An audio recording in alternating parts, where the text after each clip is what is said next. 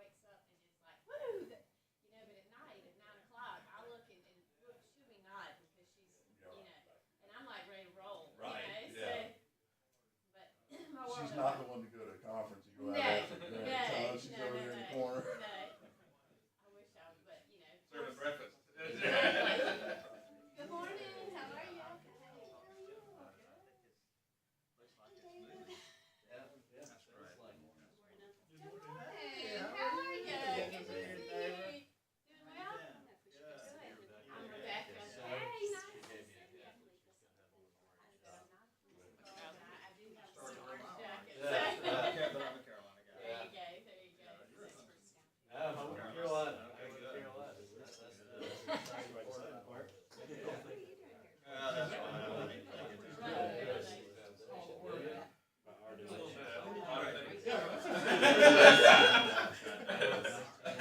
I've done a lot of things. I think active sales is just 10 to 12 years. Couple of years. I have a freshman there right now, so Neil's a freshman, and so she is.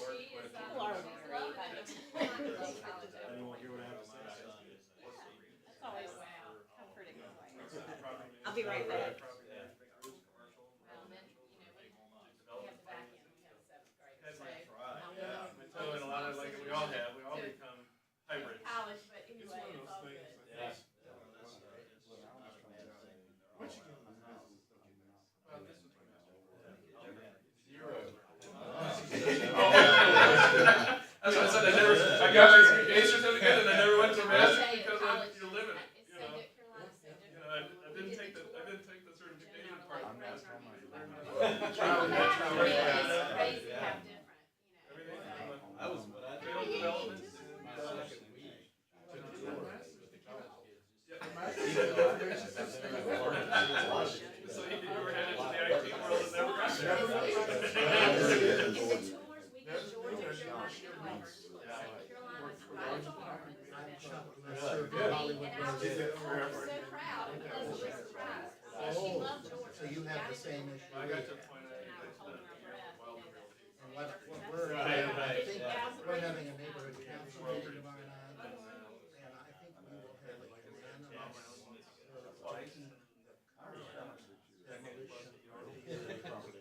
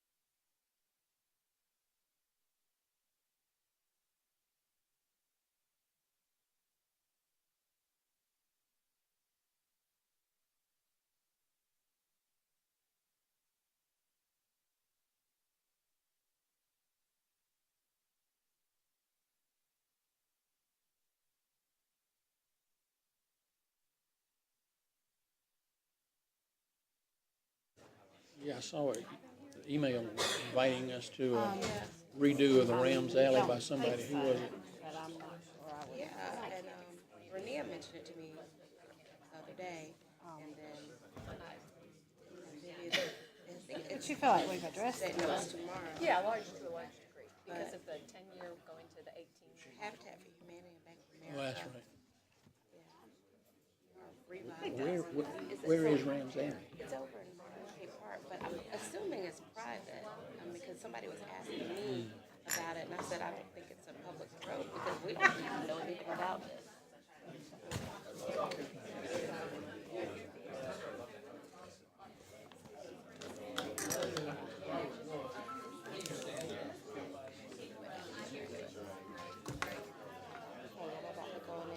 How much do I need for done? I just described to him yesterday. Thank you. Send him a letter saying we're done. Done with this. I got 15. You know what that I'll is? be out of here. I had asked down there for executive session, though, so I'll be done with that. Thanks. So we just need to draft a very nice, gracious letter, but we're not meeting anymore. Thank you so much. We didn't know that. We didn't know they acted that way yesterday. It was, I still want the transcript. Yeah, we're done. Good morning, everybody. Thank you for being here on this lovely Tuesday morning in the great city of Columbia, South Carolina. As you know, we have several items before us this morning at the committee level. So we're going to start with item 1, which is the resolution number R 2018-090, adopting a policy and criteria to consider the inclusion of real property in multi-county industrial park to apply to Richland County Special Source Resource Revenue Credit Incentive to real property within the corporate limits of City of Columbia developed for rental, affordable, and workforce housing projects. Good morning, Ms. Wilson. How are you? Good, I hope you all are. We are in for a short day, I assume. Right. For the next 12 hours, we'll be here. Missy, do you want to start off from the staff? Because I know there were several changes, and I know that, there was some input from folks. I know there are questions from I know several of us about changing from 15 to 18 and things like that. Why? But maybe if you could give us an update. Okay. Well, and this is, I'm gonna let Krista give us some updates with some of the Okay. changes. We have worked, with the information that was provided. Since the last meeting, there were some challenges that made it, our workload and our community's workload were, we weren't able to come back in the 2 weeks that we had intended, but we were able last week to get some input from some developers. So these changes are really a result of those conversations. So if you want to go over, Krista, what was. They also addressed several things we heard from council at the last meeting as well. So I think we heard that we needed a more aggressive incentive. So we went from the 10% at 80 and 10% at 120 to a flat 25% at 80. So 25% of the units need to be affordable to 80% of the AMI or below. That was also as a result of, I think, some of the comments we heard from the developers that if you get beyond 30, you start to burden the project. So that was a balancing act that we were trying to achieve there. Still maintaining, because we've heard from council that we want these to be mixed income projects. So maintaining that no more than 75% of the units can be targeted at 80% of the or below, so that you don't have an entire project of just 60 or 80% or below, trying to maintain that mix. So where the 18 years came in was with the length of financing was from what we heard. We spoke with Kevin Connolly, and actually he had reached out to some banks and some other finance institutions to state that at the 10 or a 15-year affordability period and incentive period, that would drop off. Most of these deals apparently are financed at 15 or 18 years, and so that would that would be a disincentive for them for the financing and a challenge. So that's why we went to the 18 years. You remember we initially had recommended 30. We backed off to the 15. We added the 3 years here to address that issue. Does that solve the issue? Does it need to carry from a financing standpoint? This is probably more for the developers. Does it need to be beyond? So if they're in the 15 to 18, do we need to be at 20? 20, yeah, that's what I was wondering. That we'd love to hear some feedback on that. Okay, Absolutely. so I think that's something we need to address today as well. Yeah. We tried to address the income averaging issue. Did some research with that, with what they're doing with LIHTC, and it's a very different animal as far as being able to designate some at 60 and some at 80. It seems to be a lot more specific. So what we did, and love some feedback on this as well, is to achieve the required AMI, we indicated that income averaging could be used for designated units. So that's instead of trying to do income averaging for the entire project, which would be a challenge. That would mean each person that comes in, you have to look at the income for the entire project and see if you're achieving the averaging. So instead, we would indicate that designated units. So, and that would be addressed at the ordinance adoption. So you could say this many units are going to be at 60, this many units are going to be at 120 to average out that 80%. So we tried to address that income averaging that we heard from people through doing that. Finally, we wanted to make sure that we address the issue that this is intended to be complementary. That, if you're using the 4% program, this is intended to be complementary and not to at all to limit or invalidate that. So to layer this on with those programs. I think those were our major changes. Now, I know there was also some discussion that Kevin and Reggie would give us some suggested language. Was that done? No, what we received from Kevin were some of these assessments of the program at this point. Yeah, so I imagine they might still have a little bit of desire to do some work. Was there some language that I remember you and Reggie just kind of talking, y'all would give us some language that you saw somewhere else that you thought should be included? Does this address those concerns, or are we still waiting on that? Yeah. I figured somebody was gonna be the type A like me. Anyway, so. And my name is Kevin Connolly. We spent most of our time running models and looking at how to make it work from a financial standpoint first. I mean, the language we feel like can come a little bit later. And first of all, let me say thank you for everybody that is engaged in this and doing this. I know it's very difficult, it's very confusing, especially if you're not in this industry every day. But as we talked before, these are fingerprints. Each one of these deals are a little bit different. So as we're running these models, we're finding that they are each different and unique. I have shared some information, and we're continuing to run models to see if we can help you tailor this program so it will work.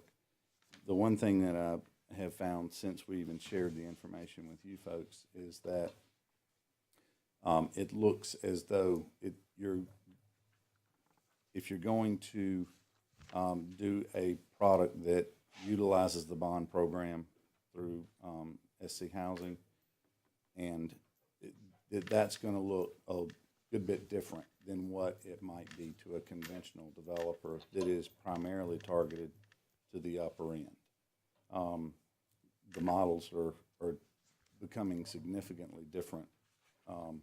And so we spent most of our time on the bond side and the SC Housing partnership model. And that's where most of our comments came from. Since then, we've started digging into the conventional model a little bit more. And what we're finding is that one distinct difference between the two is that where the bond model will probably work at the 25% of units being at the lower rents, the market rate deal may not. So you may have been closer to target when you had the 10 and 15% on the market rate deals. That's one glaring difference that we're finding between the two different programs. So as this, you're trying to make a shoe that fits all, or a hat that fits all here, the language is going to have to unfortunately get a little bit longer or either you're going to have to bifurcate those two scenarios. And I know that's not something you want to hear is more complicated, language and red tape, but to make the numbers truly work, that's where it's going to lead. And I think, Kevin, our intent really is to do something that's more of a framework, recognizing that all these are a little bit different. So each one would have to come to us for council to actually vote to apply it. So is there a way to make it, and I think that's what we're trying to do, not get as in the weeds so that the ordinance itself could, either one could come to us and then depending on what you have, we might, the incentive may be a little bit different. So the kind of the framework is, do you feel like that's broad enough or? Yes, I think the question is, if you have it broad enough, so in that one example, let's say you've got one paragraph that says, what percentage of AMI you're going to have to meet or what percentage of the property is going to have to be in that affordable range. Well, are you going to give a range of percentage? It's going to be hard to nail down. So that's just one example, and there's a lot of different areas in this that we need to really nail down. And then the question is, who's going to underwrite the deals for the city as far as making sure that there's enough incentive out there to get the deal done, but that there's not too much incentive where you're foregoing, sources and revenue that could be utilized elsewhere. Kevin, you mentioned bifurcating the thing. Could we do that in that additional, let's see, is it 7 or 8 down here on page 2, where it says the incentive is intended to be complementary to any other program intended to facilitate the provision of affordable housing, et cetera. Could we make that where we put 2 different things? If you're using bonds and state housing, you have one criteria. If you're using conventional loans, you have another.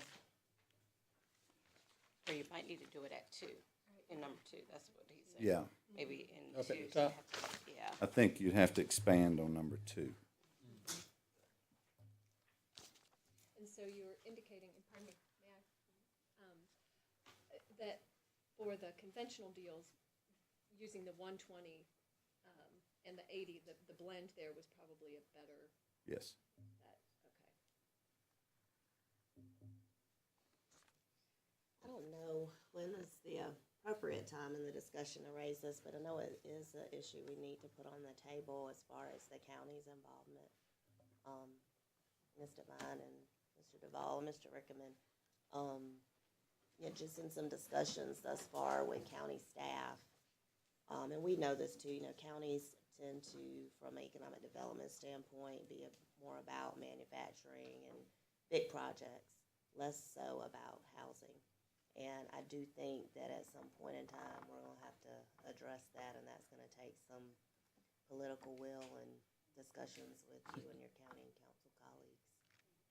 And I don't know if Missy and Krista want to get into why that becomes important, but to be effective with the things that we're trying to do, there's going to have to be that. Yeah. Well, I know the mayor had mentioned that before, and I think our thought was if we could at least get something that we had kind of mashed out the details and let them know we've kind of done that heavy lifting and then present it for their, discussion and input and maybe see if they want to do something complimentary. I did speak with Councilman Livingston regarding the resolution, or was it a resolution that they passed? It was yeah. For the affordable housing. Yeah, for the affordable housing.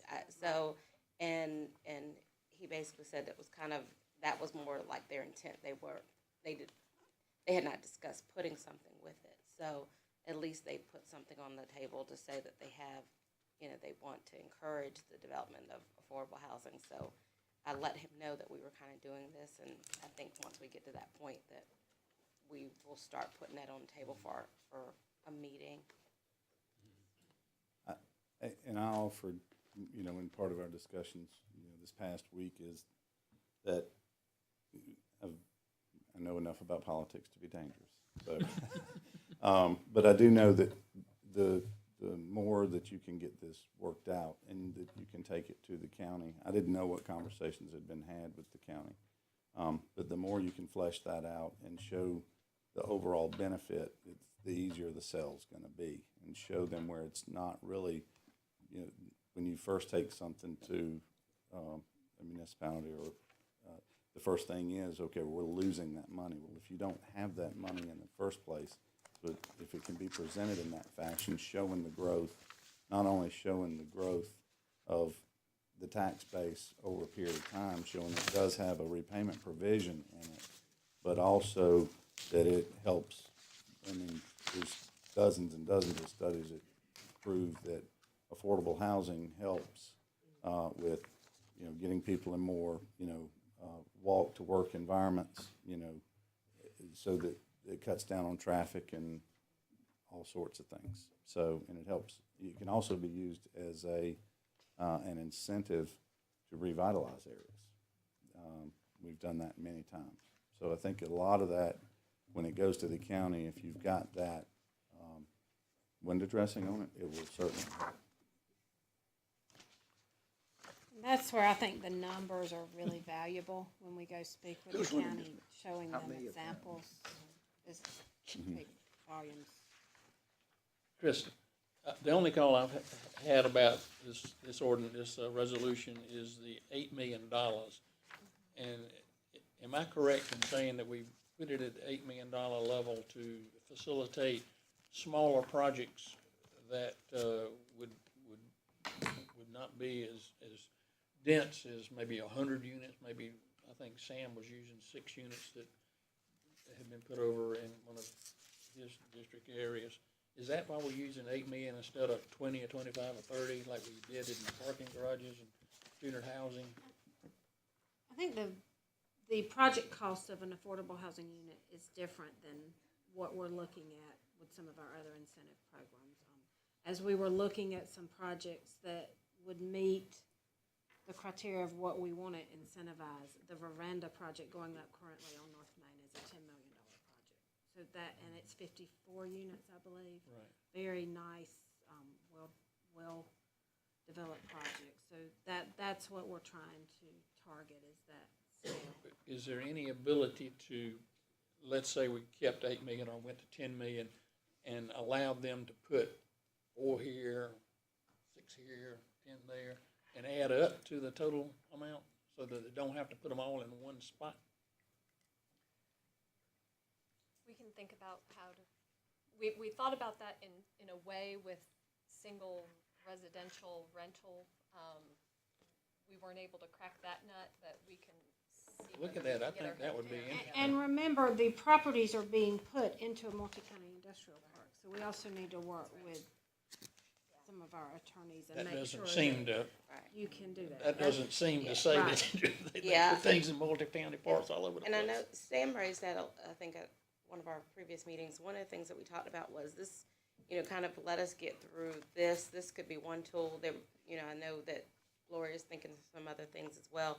There's probably something else that we could do that might incentivize, smaller developments, single family, those kind of things. But, looking at our need, we want the flexibility of developers to do, a 50-unit project. But, when we get down and say, oh, this is for, a 10-unit project, this is for a 5-unit project, I think we're not getting to addressing The big, the big things. The volume we're Yeah. trying to. So I think that, sorry, feedback. I think what we wanted to do is do this for a multifamily deal that are smaller, but not, too small that it doesn't help us get to where we need to be.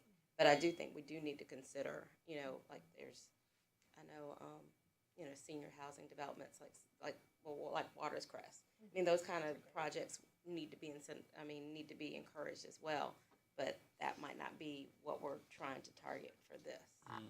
I think another thing that may be helpful for a multitude of reasons, not just this discussion, but some of the other discussions we've been in with some of our communities, and I'll talk a little bit more about it during Chief Holbrook's presentations on demolitions and acquisitions, but some of our staff is in Atlanta now, particularly the CEZ board. They're there for the IEDC conference, and there's a gentleman named, I think his name is Albert Perry, but he's the CEO of Integral. Some of the developers may know him, who's doing the Veranda project. I mean, just some amazing work in Atlanta being done, and might be good to hear some of the ways that they're accomplishing some of the things that they're accomplishing there. So staff is going to bring hopefully some of that back.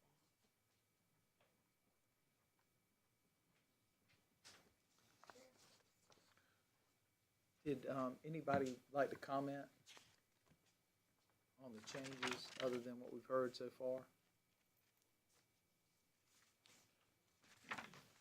Jeff, you look like you want to say something. Come to the podium. Yeah. I'll objectively do my best.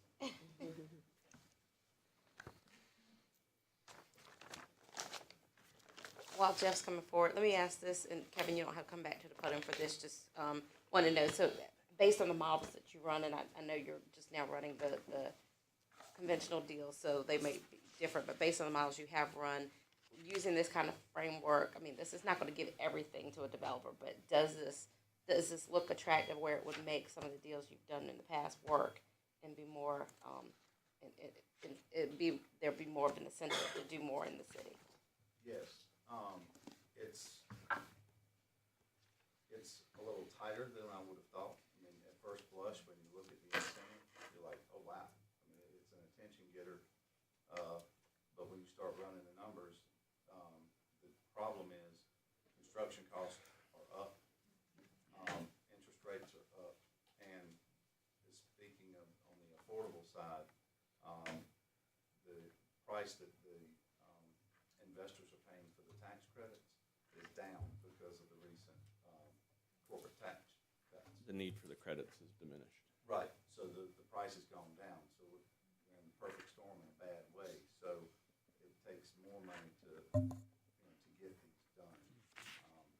So that's what we're looking at now, is running our models again based on those parameters and see to make sure, but I still think that we can make that affordable side work on the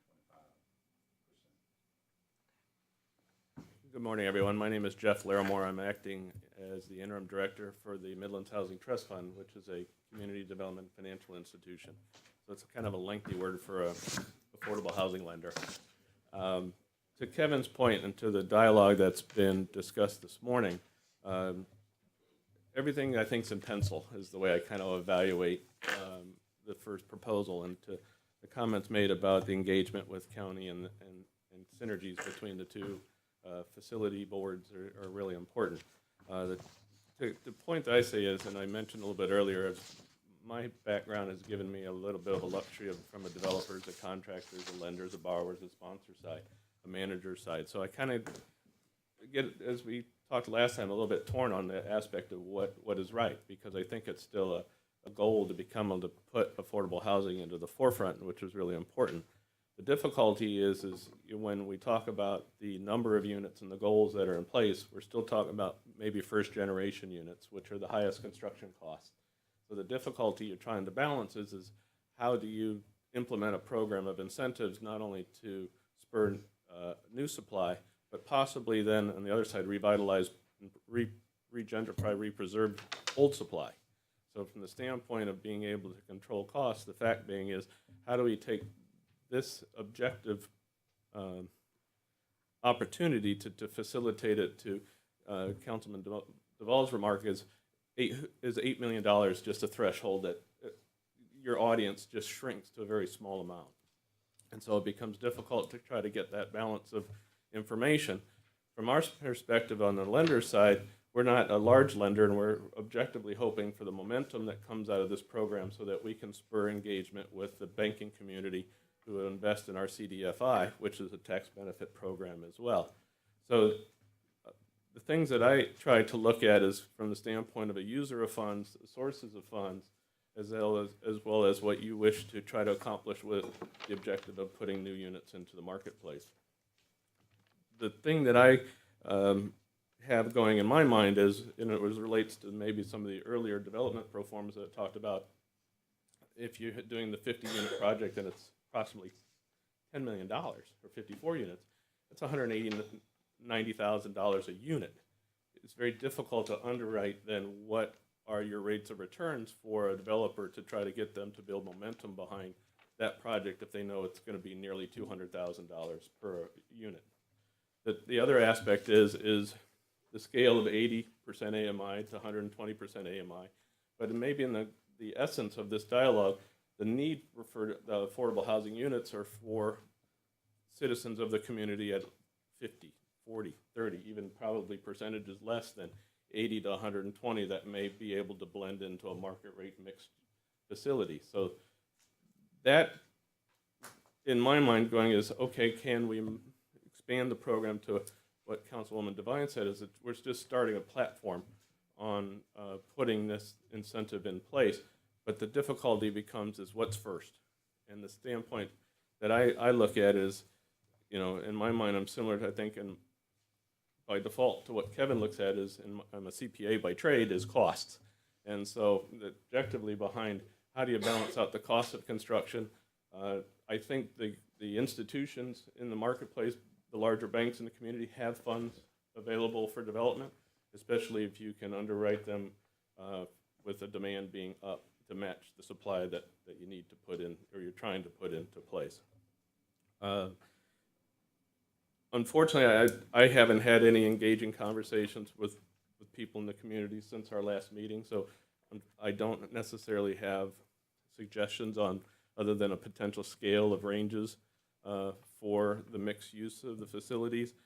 My ask is, as we look at the program as a whole, can we broaden the vision of possibly engaging another addendum to it as it relates to providing incentives to existing properties in place, because I think that will be able to try to keep some construction costs down, but also I think meet the goal of having new units brought into the marketplace.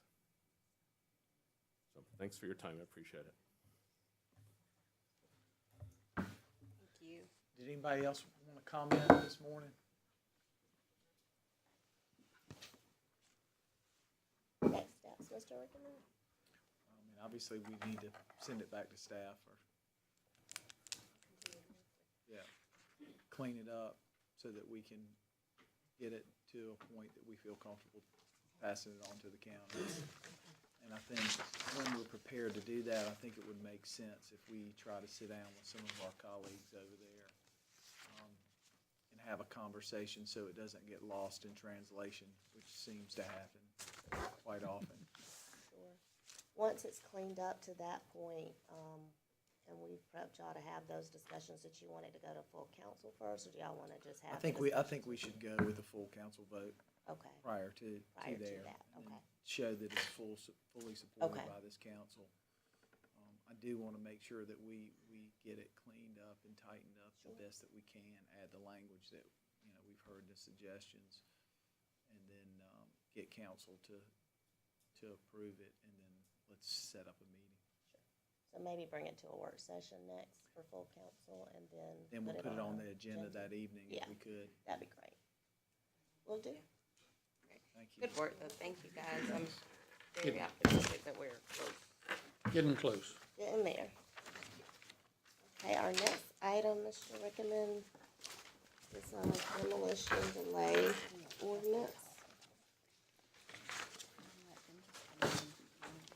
If anybody is not interested in this one, you won't hurt our feelings Feelings if if you you leave. Open up some seats. So if the members of the committee are okay, what I think I'd like to do is let Amy make a presentation, and then I would like to ask anybody who has any comments to comment, and then let us begin discussion. I will say, for the record, I probably had more phone calls about this ordinance, especially from the folks in corridors. You know, we face a lot of challenges here as well. There's a lot of questions about obviously everything from vagueness, costs, everything else, but then we end up with a challenge too. We've got, I think, is it 17 historic neighborhoods with different characteristics and requirements? 15. So that's a challenge as well. We've got some folks who, with the change in our zoning, we need to address too. So this is going to be a little longer process than I think everybody anticipates, and it's going to take some time because we've got to figure out all the nuances that cross. I think, you know, the theme needs to be that not only do we want to promote growth, but, you know, at the same time we want to preserve, and I think we have to be very careful as we move forward, because there's some real challenges in what's proposed. I do want to make sure that we are a little more specific. I think the landmark list that we received I do think that we need to put these in as a list, as the first, you know, these are named properties. As we struggle with the time frames and the others, I think we just gonna have to go through all of this piece by piece. But I think it'd be best if we just started first with, you know, Amy giving us an update, and then anybody who'd like to speak, I'd like you to come forward, and then we'll begin discussion then. Okay. Okay. So we have made several changes since we last met, based on comments and then efforts of our own to clarify and define a little bit more what's proposed to do in this ordinance. So originally, I think I mentioned in the last meeting that we started with actually 14 different corridors just to look at to see if there were resources along there. We had a good bit less when we came to the meeting last time, and we've narrowed it down still further, so that now what we're looking at is City Center, which has always been part of the proposal when it's arisen before. We're looking at North Main Street, which is already a corridor. It's an urban design corridor, but we're looking at part of that from Kennard Street to Mount Vernon, which is sort of up by Columbia College, instead of going the whole distance on that North Main corridor, which extends further. We are also looking at Gervais Street from Pine Street to Woodrow. A lot of that is primarily on the south side that's not covered by existing historic districts. And then Divine Street was another area of great interest from 5 Points up to Amherst, which is just past, let's see, is that just past Dreer or right around there? So those are the areas where, with research and a great deal of help from Historic Columbia, we did surveying, we did some research on those, and found that those were the areas where mostly we had historic resources that could stand some protection if the council so chooses. So changes to the current draft include narrowed criteria for determining significance. So originally architectural significance was any building 50 years old or older, which contributed to its context. So we have taken that to, we've actually narrowed that rather dramatically to apply basically our landmark Tier 1 criteria to that. So now we're looking at a much smaller population of buildings that might be reviewed that would meet those criteria.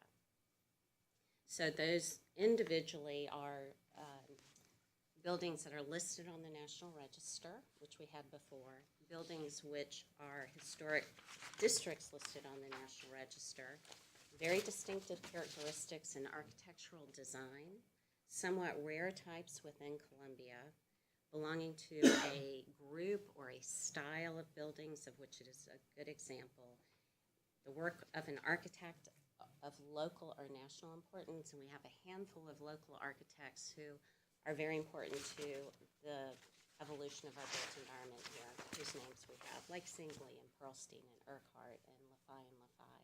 So those are no names. There are a few more in there, but those are no names for us that we want to keep an eye out for. And then a good example of a style or type of building which is in danger of becoming extinct locally. An example of that might be shotguns, for instance, which are very tiny buildings, but because of their tininess are often just demolished, although they can serve some really exceptional uses for certain people. Sites of events, homes of people, etc., having significantly contributed to local or national history. So not just anybody, but folks who've had a significant impact on the city as it's evolved. So we tried to narrow that down a great deal so that what we're looking at is a much smaller scope of buildings. And I think that's helped significantly. Sorry.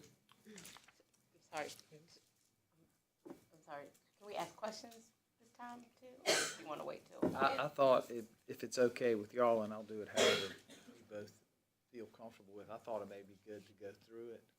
But comments, and then we come back and go through each one, because I think we're all going to have comments on it, and I also think there's probably going to be some folks in the audience, so if we could just maybe kind of go through it first, so write your notes. I mean, I've got lots of notes here and a lot of questions, and I want to make sure we can at least get a one-through before we start discussing every point.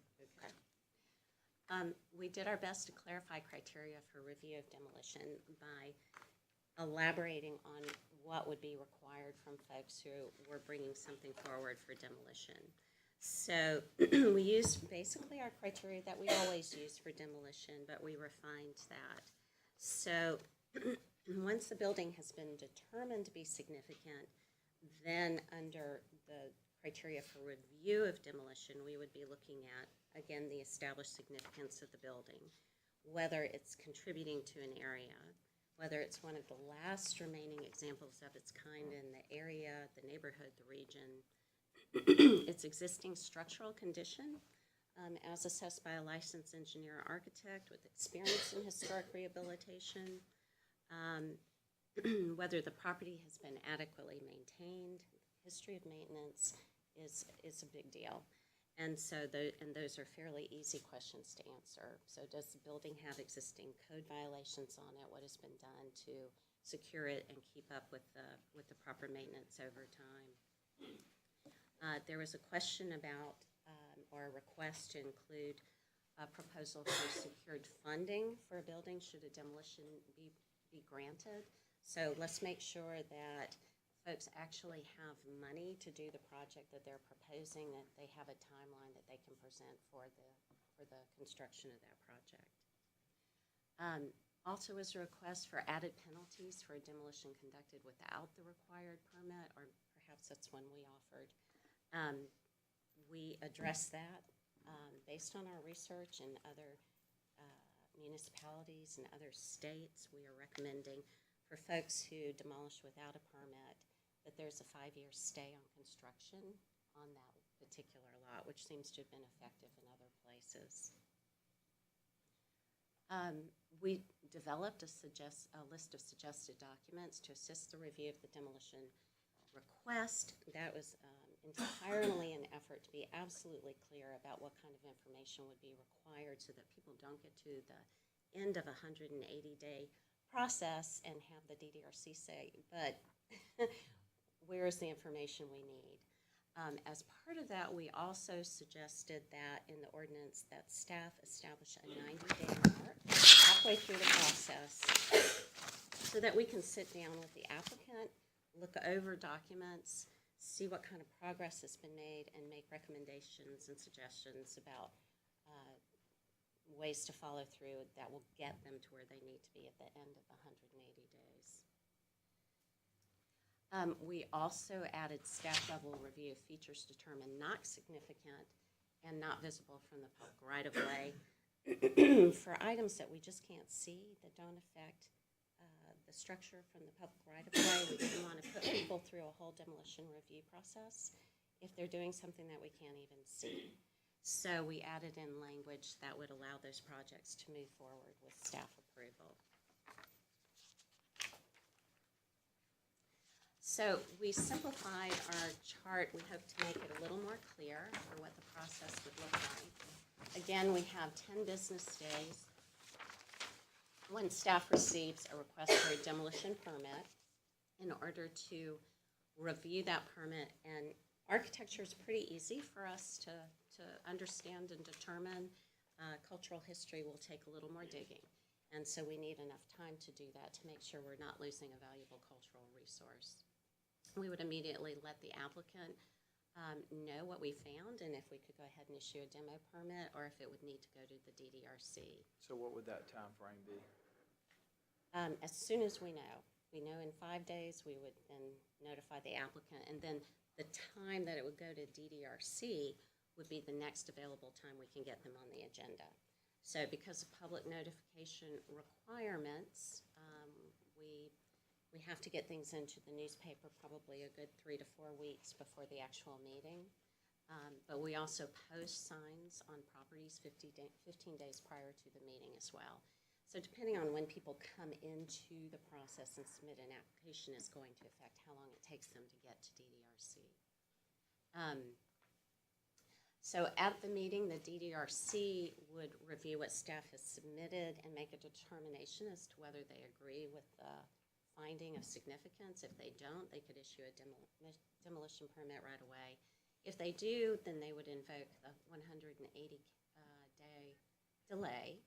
Just to clarify that so everybody hears the same thing. So what we're talking about here really is up to 235 days before if there's something there. So you significantly have locked down a piece of property for a period of time, and even in that calendar, you're not 100% sure that you're not going to issue it. Right. That's correct. We did look at the 180-day, and I did speak to some local developers who have taken historic buildings and worked with them to just sort of feel out what the process usually looks like for people who are actually going through it. So there was agreement generally that it does take 2 to 3 months to basically get into the building, get your code review, get a structural engineer in to assess the building, to figure out schematics for the building, to figure out programming for it, to get some comfort about how the building might work for them in terms of their project and how it could be developed. It just takes time to do that for an existing building. But the real variable is getting people to walk through the door, right? So if the person who wants to demolish the building has no program in mind, what we're trying to do during this period is give it enough time so that we can reach out to people who might want to partner, who might want to offer alternatives, who have deeper pockets, who can see other potentials for the building. But finding those people and getting those people through the door is part of what takes a good bit of time. We have determined as staff that there's some things we may be able to do to help that, to have it set up at the very beginning. So for instance, if something's going to DDRC or once DDRC's invoked the demolition delay, we can develop a list of people, developers, anybody who wants to be on the list, who we could notify to say, this property is coming up for demolition delay. There may be development opportunities if you want to get in touch with the owner. You may want to walk through the building and look at it, et cetera, et cetera. So that's certainly something we could do. We can also notify adjacent property owners that that's coming up and let them know. We're certainly open to other ideas that folks have. But that can be something we can do at the outset that triggers the process and starts to get things moving more quickly. Because if we could get through it before 180 days, that would be in everyone's best interest. So we would certainly be working towards that end. So at the end of the 180 days, the DDRC would rehear the case and then make a determination.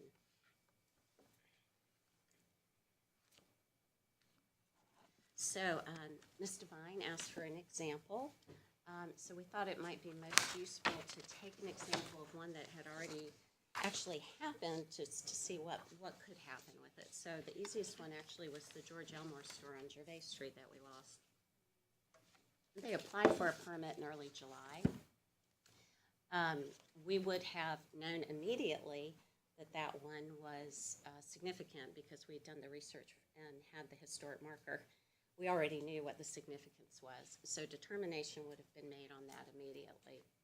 We would have informed the applicant, and then as soon as we were able to get the notice in the paper, which would have been July 25th, we would have filed that notice publicly and then posted the signs. And then August 9th would have been the next available DDRC meeting for that case. And given the significance, we just made an assumption that they would invoke the delay.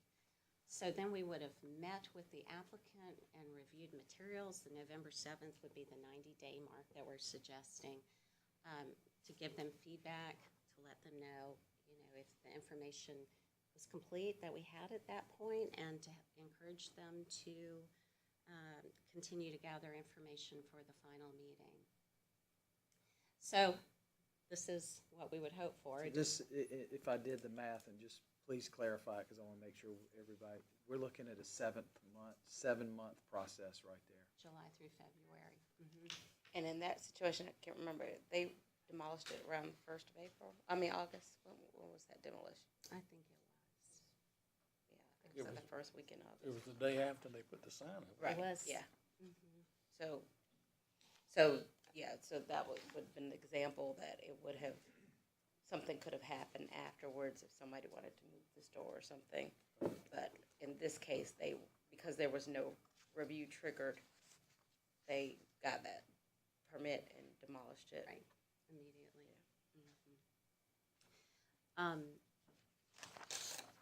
Were they required to get a permit? Yes, sir. They got one. Right. We had no protection over that particular building. It's not in the Waverly District. It was not at the time. At the time. We would move forward from that point, January, just to meet with the applicant, to look at, what we would hope is that an application at a certain point, we would be able to establish, most people know what square footage they want in a new development, what they're going to need. So if they're having a new development proposal, we could certainly look at that. If an applicant is looking at rehabbing a building, then we would need to meet with them to look at the use of the building, if it's going to meet zoning requirements, just basic things to make sure the project is viable. So those two things I think we've covered, and then it would go to the next available DDRC meeting in which they would review the documents and make a determination.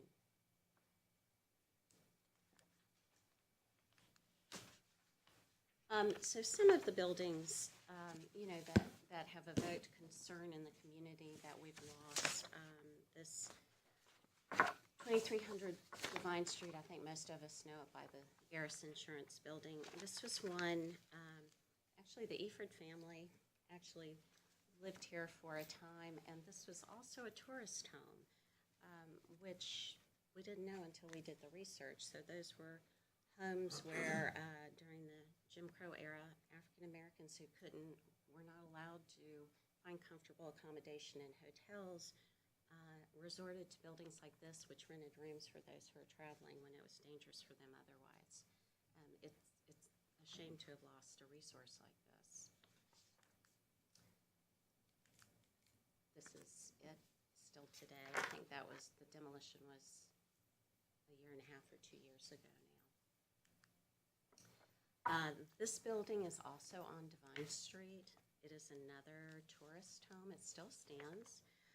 It's a more modest version of course, of the style, but it was built in 1912, and again, tourist home. It's one we would hate to lose, and that's why it's part of what we call the Green Book, which has been produced, which is a book of tourist homes so that people understand where those resources are throughout the communities in South Carolina. I think it's published probably by the State Historic Preservation Office. So hopefully if buildings like this are degraded or people want to get rid of them, what this gives us the opportunity to do is to get in there and give people some resources, maybe even some options they don't know they have. For things like this, they may be eligible for tax credits, state and federal tax credits, for the Bailey bill.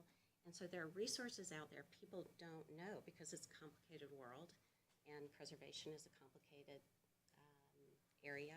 And so there are a lot of things out there people need help, resources, and education on before we actually lose those buildings. So as y'all know, many of the buildings on Main Street have been revitalized using these credits, and they have an impact that something street of brand new buildings wouldn't have for our city.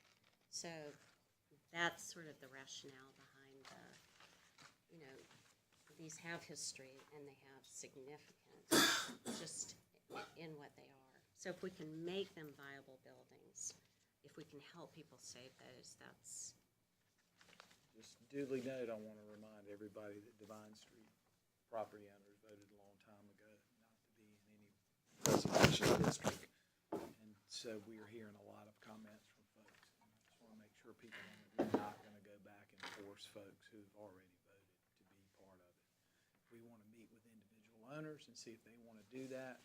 That's, I think, in our purview. But I'm not going to agree to blanket areas in corridors, especially when there's significant time and effort spent by property owners. Are we waiting on the discussion? Huh? Are we waiting? He's the chairman.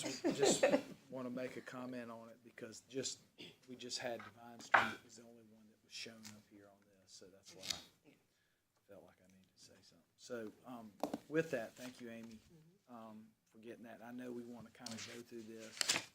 I wanted to offer up, as we do at council, folks to speak on the agenda. So if we want to just start at this row, if anybody would like to speak on this proposal. Obviously, we have a lot of work to do yet. I'd like to go to come one at a time and speak. Robert? And, Mr. Chair, can I say something as Robert is coming Absolutely. forward? What I would just say is, just so everybody knows our process, council committees, we don't vote, we don't make policy, we just kind of review and do the due diligence for council. Anything will go to council. It can go with a recommendation to approve, deny, or just to have a public hearing on it. We have already discussed that whatever comes forward to council will have a public hearing, so people have an opportunity to speak at it at that time. But what really would be helpful for this, and we know that people feel passionate one way or another on this, but really what would be helpful is people have an idea on, I see it's being proposed, have you considered, lessening the time on not doing these years? If there's something that you have substantive about the ordinance that you want us to consider, this is really what we want to hear. But of course, if you're against it, we want to hear that too. But thank you, Robert. I will limit my remarks to 45 minutes. Only because you, Too long. but no, And if you get- I don't have a lot to say. If you could state your name for the record. Okay, I'm Robert Lewis, and I practice law here in Columbia. I'm also president of Historic Columbia, and I've served on their board for many years. I also do development work and have done a lot of in-town development. And as a result of that development, for myself and for some of my clients, we have reserved a lot of properties that were scheduled for demolition over the past 15 or 20 years. And we hear some of the same arguments. We heard some of the same arguments for those properties that we will probably hear today, and I'm sure, Daniel, that you've heard through those telephone calls. And that is that you're restricting property rights, and that you're not allowing the homeowners to get the highest return from their property and those type of things. So we recognize that, and we understand that. Or I recognize that, and I understand that. I'm only speaking for myself. And I understand that there's a profit motive, and there's nothing wrong with the profit motive. Everybody wants to make money. We need money in this society, and home builders would like to come in and have more lots to build on within the city, because the city property is very valuable. So I think I want to start off by saying I understand that and I recognize that. And I also want to say that, you know, there are some people that are going to have the opinion that anything old is not valuable and that anything old should be torn down because new is better than old. I probably will not be able to change that opinion. There's a lot of other people who have the contrary opinion, that what is old is better. What is old is better for the city. What is old is better for the environment. And so, again, I want to acknowledge there are two sides to that story to begin with. But I want to point out that over the past 10 years, or maybe 15 years, some of the properties out there that were subject to demolition, that because of community involvement and people speaking out, were not demolished. And I think these are important, and I think these contribute to the great character we have in our city. The Nathaniel Jerome Frederick House on Park Street, a very important African-American, first African-American member of the Richland County Bar. His house was in poor shape, but it was still in the same family. There was a move to demolish it. Some developers came in, they saved the house, and it's a beautiful home today. It was private citizens that did that. We didn't have the opportunity to have a demolition delay to have people come in, but that happened, and that's important to our city today. The North Carolina Mutual Building, same thing, subject to demolition. Some property owners, concerned people came in, saved the building. I think that's important to our downtown today. 701 Whaley Street, same thing. Why do we want to save it? It's in bad shape. We can build something new there. Those arguments were made, the counter argument was made, we can save it. And what we save blends with that neighborhood and that environment more so than tearing something down and building something new. The Brennan Building, where Bourbon's restaurant is. The first week I was on Historic Columbia, I was before this council, city council, with a move to tear that building down. And again, concerned citizens came in and said, it's the oldest building on Main Street, we need to preserve it. And the same counter arguments were made. Can't preserve it, costs too much. The owner wants to sell it, he can make more money selling it. But those were refuted, and now that's one of the most beautiful buildings that we have on Main Street. And of course, more recently, the Palmetto Compress, the same arguments were made about that. People came in and said, there is no way, absolutely no way that building can be saved. It's in too bad a shape, it's going to cost too much money. And the owners wanted to sell it. And so the city came in and bought it, and all those folks that said that were proved wrong. Now, those are all commercial, most of those are commercial buildings. Nathaniel Jerome Frederick House was a residential property. The Miller House on North Main, you go back 15 years, the Miller House was subject to demolition. Again, compromise was worked out. It was moved all the way across town in Heathwood, and now it's a beautiful home in Heathwood. So, you know, I just want to say that this delay gives the neighborhood, the interested people, and people that are not interested in saving whatever the property is, an opportunity to be heard. And I think everybody needs an opportunity to be heard. And I also think the homeowner needs that opportunity also, because more and more because of the incentives that the city offers, the federal government offers, and the state offers, a home that's 50 years old that has architectural or historic significance now becomes of greater value to that homeowner, because someone can come in, access the Bailey bill, their property taxes don't go up. somebody can come in and spend $100,000 or $200,000 or $300,000, whatever it takes to rehab that building, and they get a 10% residential federal tax credit. Now, if people understand what that means, it means you take 10% of what you spend and you satisfy your tax liability with that. So people, developers, or homeowners who want to come in and buy that property will pay more for the property. I think more and more now, homeowners they're not educated, they don't understand that, and they think the highest and best use of their property is to tear it down and build something new, and they're not getting full value for their property because of that.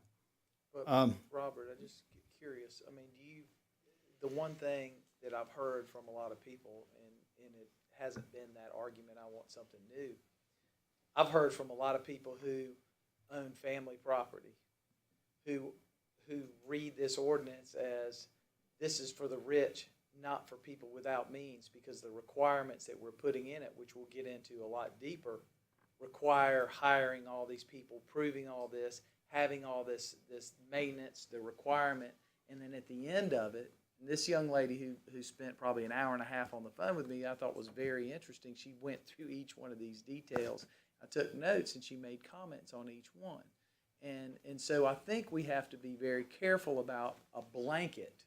And that's what we're seeing here is a blanket. There's some properties that are identified, mainly commercial, that we see here. Obviously, I think there's probably properties that are not nostalgic, but historic. And I think sometimes we focus more on nostalgia than we do on historic. We've got to get down to the root. If there's some properties there, then I think we ought to create a list as well and work with those homeowners. But what was interesting is the comments that I've gotten a lot is from folks who own property and like the requirements of what I have to do, and with the possibility of at 180 days, which is really not 180 days, let's just say it's well over 200 to get through the process. Somebody can deny me again, which then creates a historic preservation against my will on that property. So we've got some challenges in there. We also have properties that we need to preserve, and I think we have to find this fine balance here. And look, incentives is what made all those work, and not everybody understands it, and that's not a cheap process. That also requires. So I mean, there are challenges for a lot of people. I think we have to make sure that we recognize that in that discussion. Yeah, and I agree with that. And I think in response to that, what I'd like to say is that a lot of people don't understand what they have, and they don't understand the process. Having worked with historic tax credits for 20 years, it can be confusing if you don't do it. The first time you do it, you learn it, but homeowners don't do it the first time. But I think, what is great is that the city staff does it over and over and over again. So even though sitting here listening to these criteria, a homeowner may think, how do you ever figure that out? How am I ever going to figure that out? If there's a demolition permit, that can be figured out literally within a week. Literally within a week. First of all, if it's 50 years old, if it's not 50 years old, it's very, very likely it's not going to be significant. 50 years old, not everything. I think your point, which I'd like to come back to at some point with staff, is the notification to somebody for us to decide if it's contributing or not, which there's still some tightening that needs to be done here. But, the time frame needs to be a lot shorter. I mean, I have a feeling we've identified in our community some significant properties that may or may not be on the registry or eligible that we probably need to have a discussion about and put those in a different category. But I do think the time frame that we respond to people to go through all of the contributing factors or all the research that we're demanding they do is significant. And I think it's got the criteria. I think that would be reasonable because, again, in my mind, having worked with these things over and over and over again, the way I see it is if a demolition permit is issued and the city staff gets it, in my mind, I'm thinking that probably 70% of those demolition permits are immediately going to be acted upon and said, this is not contributing, it's not 50 years old, has no significance structurally, it can't be repaired, whatever. I truly believe that, and because I do this all the time. And then the other 30%, there are some requirements, but it seems to me that most of those requirements are going to be fulfilled by the city staff, other than a structural assessment. And so, you know, in theory, I think it looks like a very difficult and a very hard process and a time-consuming process, and there are those that would follow all of that timeline. I think most of them would be acted on immediately, and those that aren't acted on immediately would follow a shorter timeline, and then every year or two or three, you may get one that there are some strong differences of opinions, and they may go 240 days or longer than that. But if that's the case, and they're fighting these things and discussing these things so diligently, it's probably because it has a great value, to it. And whoever wants to demolish it is probably going to present their case very vehemently and advocate for that because it has some really good value, and vice versa. But anyway, that's all I wanted to say. I do want to point out that some of these same arguments that are being made, you know, were made back in the early 60s in Charleston with the Ansonboro area. Same thing. I heard, I mean, I wasn't around then, but I've read these books about it. And the arguments were made, but these aren't significant properties. These are small wooden 1,100 square foot structures. Why do we want to save them? And they did save them. Sometimes, you know, they built Gilliard Auditorium. They moved them and they put them in other lots in the neighborhood. So these are the kind of compromise things that can be done. And because of that, they said they weren't that important. They weren't in good shape. They weren't all that historic because it was, you know, 1880s homes. They were only 60, 80 years old. But now if you go to Ansonboro, it's a really unbelievably special place to be. And I think that's what that's what Shandon is. That's what people buy in Shandon. That's why they buy in Lower Shandon, Lower Waverly.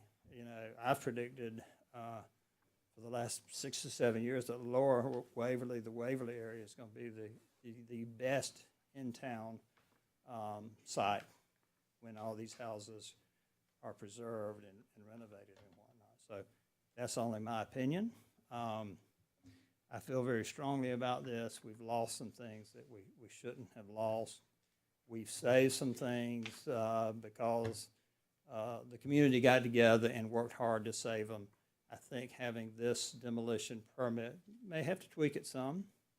The demolition ordinance will save some more important structures. Thank you, Robert. Appreciate it.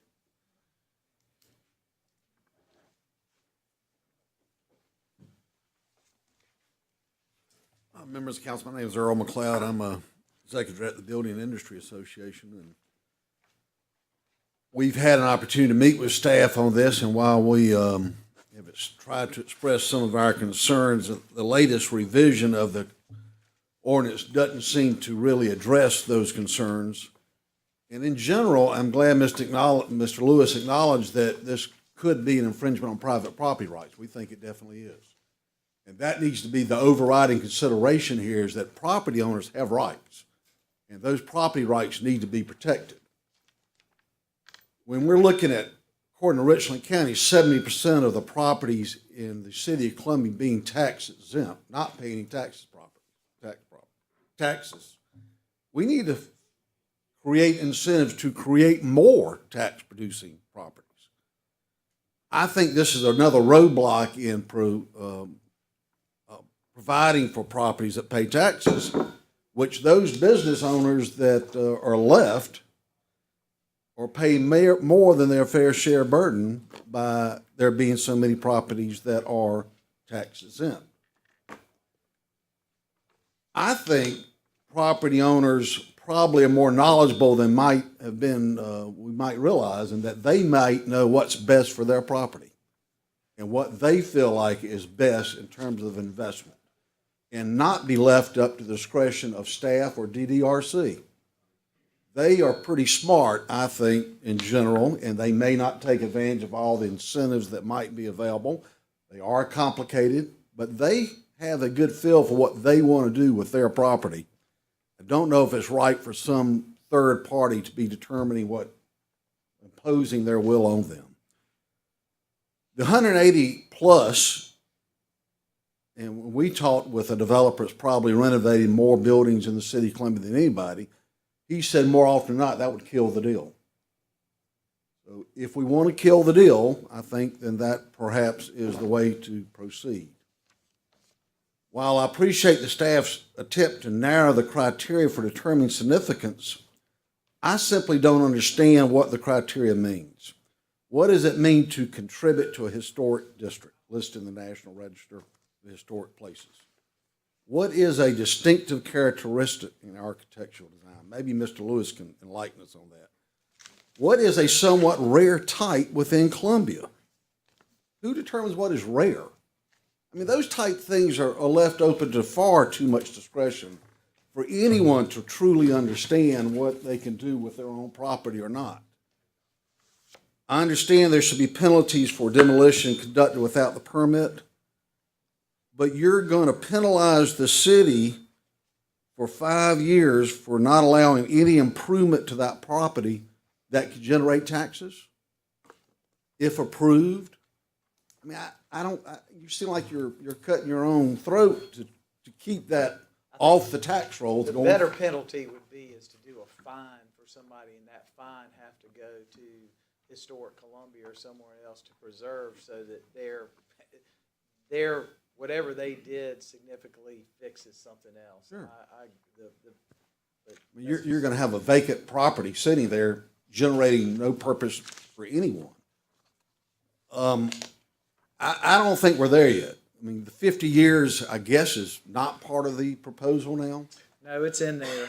Somebody else had mentioned that earlier. It's in here, and there's been some question about that, and I think we're going to have some discussion about what that is. And one of the things that I haven't been able to get, and I've asked the county for, and never got it, was actually how many properties within the city of Columbia does this affect? Well, anything built in 1968, if my math is right, could be considered historically significant. What is that number, Ms. Moore? So when we were surveying the corridors and the DD area, we looked at, the total number of properties that might be affected would be 265 potentially. These are only in the corridors, just so this everybody is understands. DD as well. Okay, the DD as well. Okay. That's right, and that's the eligible landmark list as well as it stands Okay. at the moment. And so that's probably about maybe 27 or 28 whole properties in those areas. So about 265, maybe 10% of all of those properties architecturally are the ones we, think might be contributing resources. We got 36 on the list, and then I guess, and you add the 11 of Bull Street. No, But Bull they're not- Street is not included. No, it's not. But I'm just from mental of what we already have identified. Well, actually more than that, because I've got the backs that we need to look at as well. And the 265 is out of how many properties? That's what we're estimating architecturally. Of course, as always, I just want to caution you, cultural history is something we have to obtain. We can't tell by looking at buildings. So these are the ones that look to be architecturally significant in some form that merited a second look from us. The only couple other points, and I'll sit down as other people want to speak, but to do a complete renovation on some of these structures, it does require that you meet the current building code that are in place today. But you need to factor that in terms of your cost. It's not bringing it back up to the standards codes it was. It's to the new standards, new codes. Some things that are good about new construction along the way is they're safer. they're more energy efficient. There's some good things that come with newer structures. They're not all bad, as the Facebook group has accused us of doing. I really think that you should give serious consideration to the overall view of the rights of those property owners, and that they should have more say in what they can do with their property. Earl, I'm having flashbacks from 22 years of debating with you in the legislature. PTSD big time. And I'm still right, and you're still wrong. That must be a dog-eared piece of paper, because it's the same arguments you've used for 22 years. Nice to see you. My name's John Blackman, and I don't want to tear down every house in the city of Columbia, although some people think I do.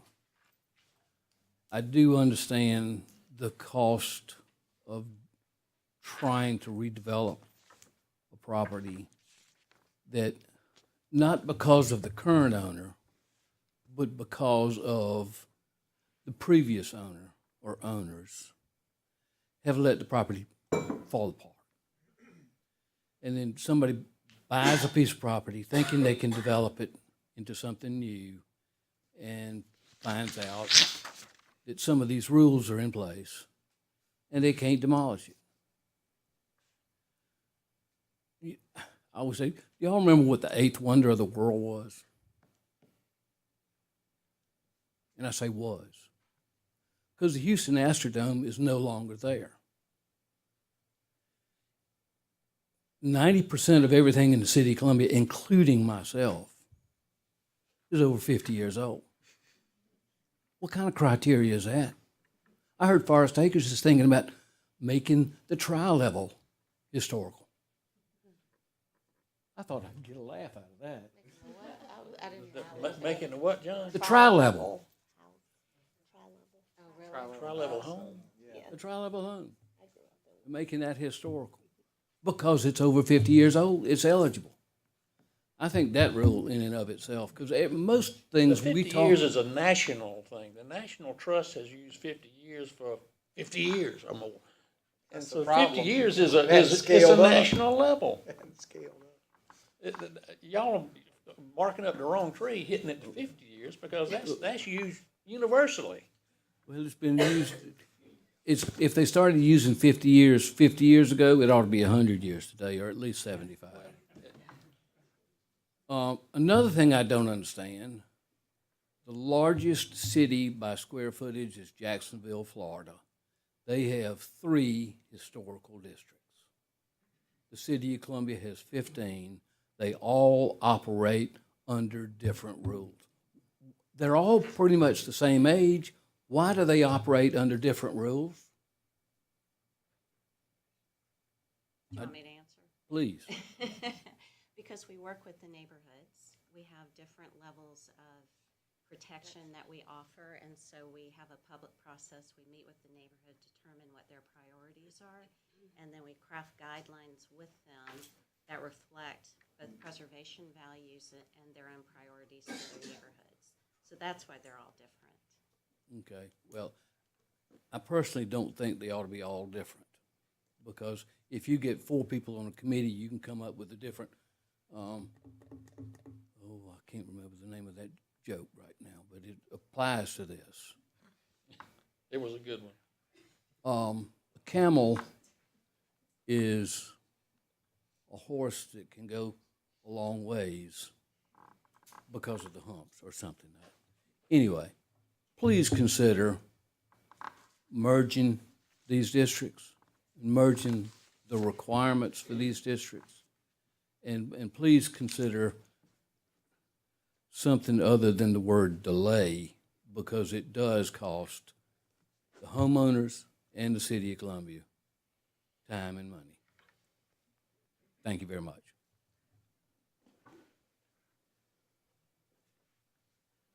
Did anybody else want to speak?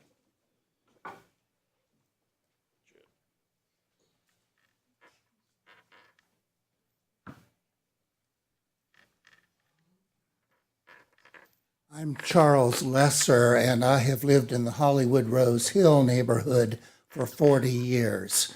Our neighborhood is one of the best preserved neighborhoods in the city. I personally obviously am in favor of this ordinance and think that it has a lot to offer the city of Columbia. But I want to add on to that our grave concern over the elimination of the demolition review that we now have under the community character overlay. The new whole zoning business will eliminate our demolition review in our neighborhood, also Shandon, also Heathwood, and also Sherwood Forest. One possibility would be to add those neighborhoods into this project. But I am here, we're going to have a neighborhood council meeting tomorrow night. You will get a letter from us. I think it will be unanimous. And our neighborhood council will ask the Columbia City Council to make the preservation review that we now have under the community character overlay to have that continue. Thank you. We have asked staff to look at that.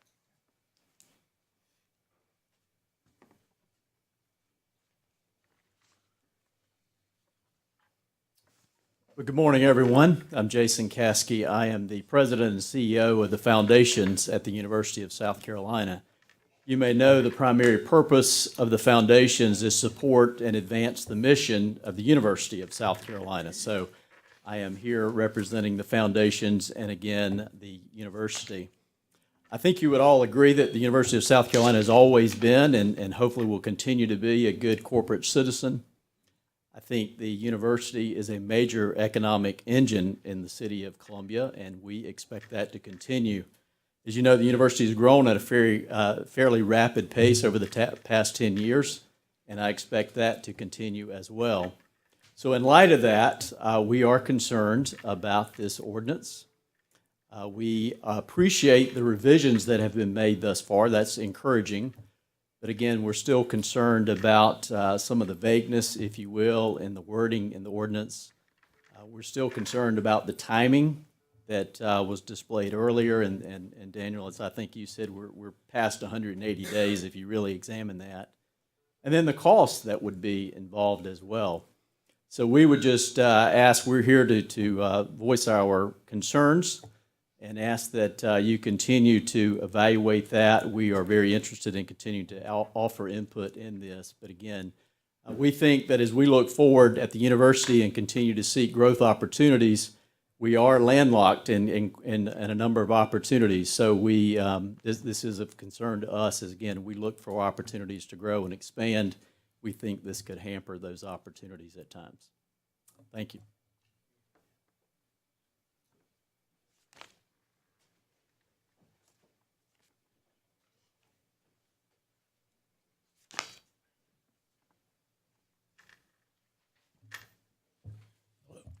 Hello, Taylor Oxenheim with the Central Carolina Realtors Association. A lot of our concerns have been voiced already, but really wanted to underscore how this ordinance could impact property owners and taking away their right to develop their property. I know we mentioned the 50-day or the 50-year requirements. Generally, what's used to underscore what's historic, but making that the sole purpose of how we deem something historic is concerning for property owners. You could have a home that's 49 years old today and 50 years old next year, and all of a sudden they have to go through this whole process just to renovate their home. I think just making sure that that criteria is set out and explained for the homeowner so they know how to meet that requirement, and if somebody is to move into a property, that property has to go through this process and be developed is important to have laid out. I think just making sure that the property owner is aware of the process and those criteria to be met. There's also concerns that this ordinance could create a takings issue by the city. The process requires that third party be allowed to view the property owner's property maybe without their consent. That creates that may violate the property owner's right to have privacy with their home. So ensuring that those requirements are met with this ordinance is important to lay out. So,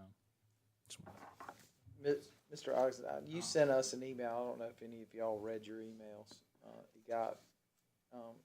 You sent us some points, which I don't know if staff's gotten, but I think it'd be very helpful for you to take a look, and legal staff as well. But you brought up several points of that. One of them comes around the temporary taking, delaying in the delay portion is what's really concerning to me. All right, Howard, you've cursed in my meeting twice now. They've dialed twice in a minute to get through. They want you. But I do think we need to take a look at it and reach out to Mr. Oxendine when we can, because there are some things in here that we need to consider looking into. And some of his points were about the vagueness and tightening up, which I still think we're probably going to address here, hopefully shortly in our discussion, as we continue to try to take a balance between preservation, promoting growth, and property owners' rights, which is the triple P here, which is a tough balance. I know we've got some neighborhoods that are very concerned. We have different groups that are concerned about certain areas, but we're going to have to find a balance. And I think we're struggling a little bit. And I think the points brought up of the multiple neighborhood of things, I think we've got to figure out a way to make it more balanced and stay with the wishes of the groups that voted for what they have done. So, but hopefully you'll be open to working with our staff and explore them, because I do think the points you addressed to us are worth for us taking a look at and considering, especially the vagueness, I think is a true statement in this. And I've heard that from both sides a little bit. yeah, and just before I leave, I think also too the one thing brought up in there was the EDRC. The only requirement to deny or approve the request is a majority of the committee, which if you take quorum is only 3 members that can make that that are able to make that decision depending on who shows up. I think something that important may require a higher level unanimous decision or even a supermajority at the least. So I think that's also something to consider. Thank you. Did anybody else want to speak? No, I don't mind at all. Okay. Thank you, Ms. Fowler. Thank you. I'm Martha Fowler. There are a couple of things that people have said that I just want to sort of disavow. You don't have to be rich to do a restoration project. When I inherited or became the sole owner of the property at 1631 Main Street, I had been riffed from the state. My annual retirement was $15,000 a year. Smartest, best wisdom that I was ever given was given by Belinda Gergel, who told me to call Robert Lewis. I called him. He met with me.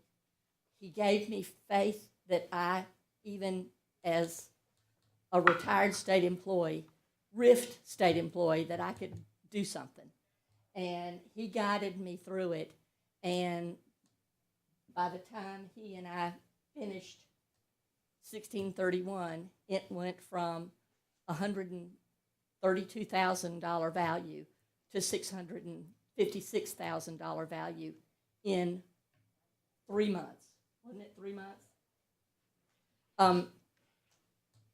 I had to have my children co-sign for me because nobody's going to loan money to somebody that makes $15,000 a year.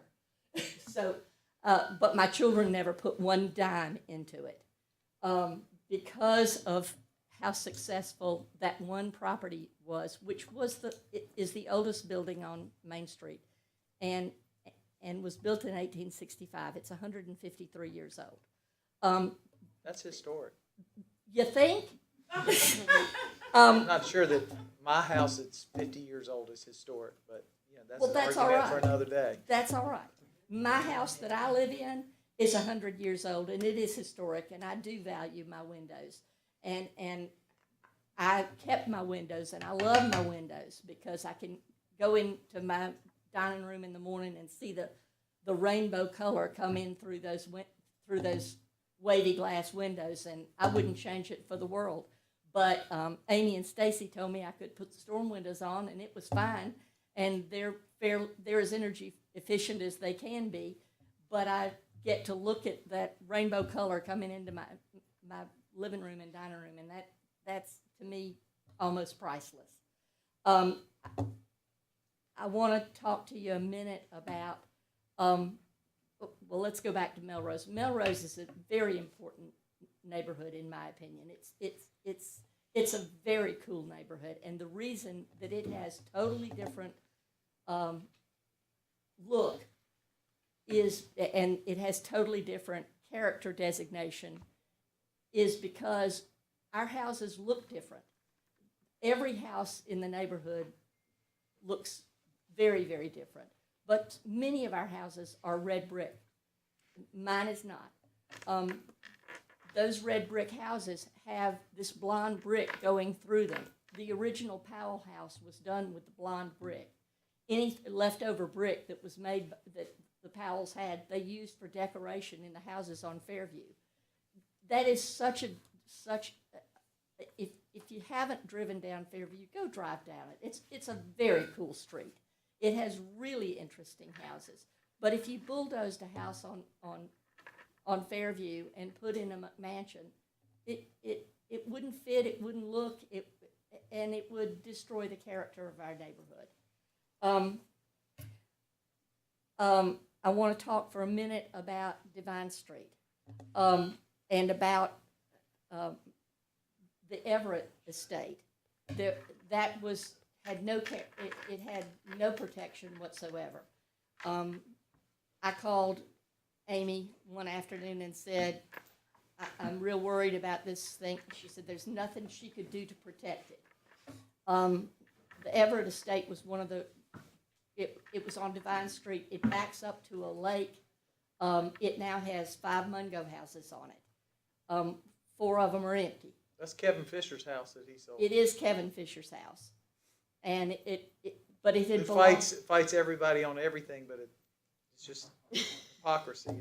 But he sold it. He had bought it from the Everetts, and the Everetts had a main house, a beautiful gardens, and a guest house.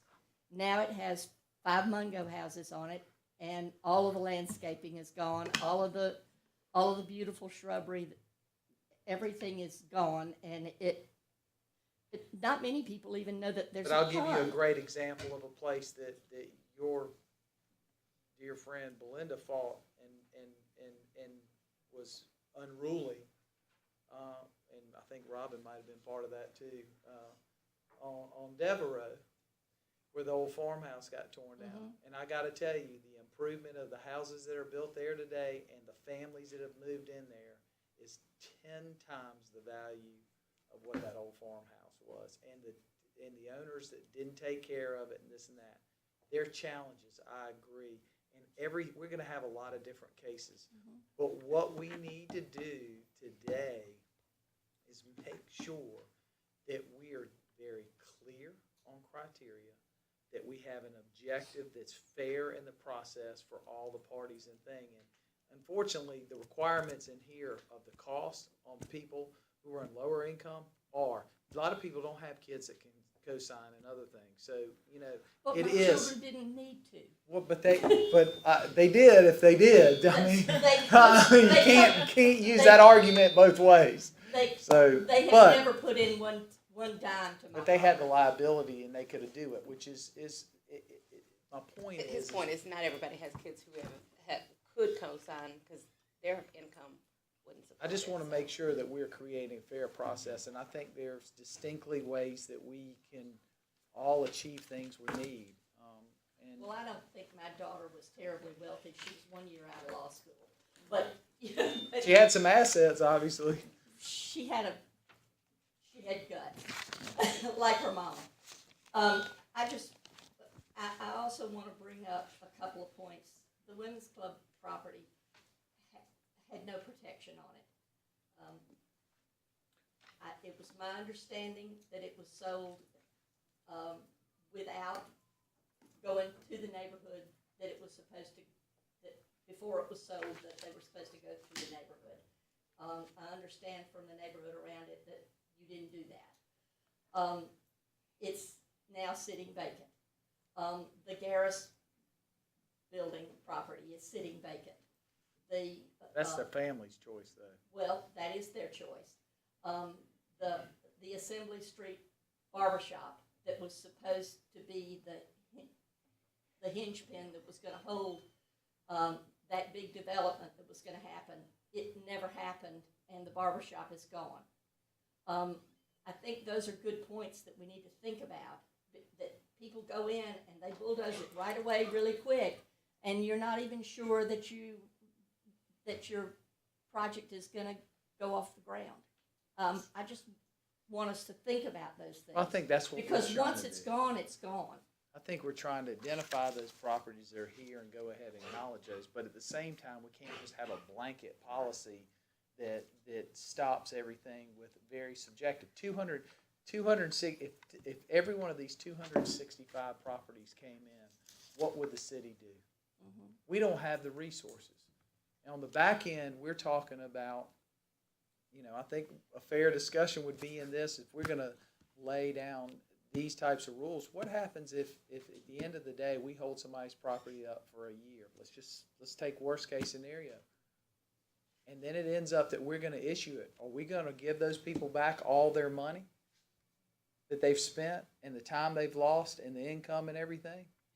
Because we're asking them to do everything all subjective, because a lot of this is still subjective. So, I mean, I think we've got to really work on this together and create. We've got to address some of the neighborhood issues with some of the characters. I think, we get, the interim measures were interim, and now we got to figure out how do we create that balance to help that character, and there's a significant area in Shandon that we'll all agree looks alike and carries it. The outer edges have changed. Some of the homeowners on Blossom Street, now that they have their back houses, they're ready for protection because they got what they wanted. It was not characteristic. Wales Garden, I think, named 2 houses that were built up there right now that don't even come close to the community character, who were allowed to get,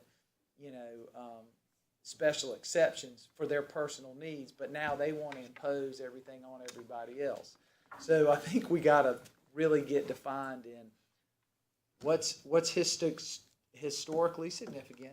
Let's get nostalgia out of it.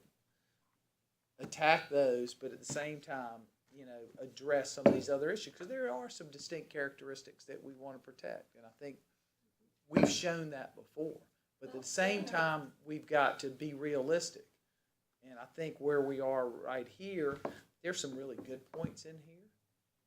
And there are also still some very vague, and I think we really have got to dig down into this.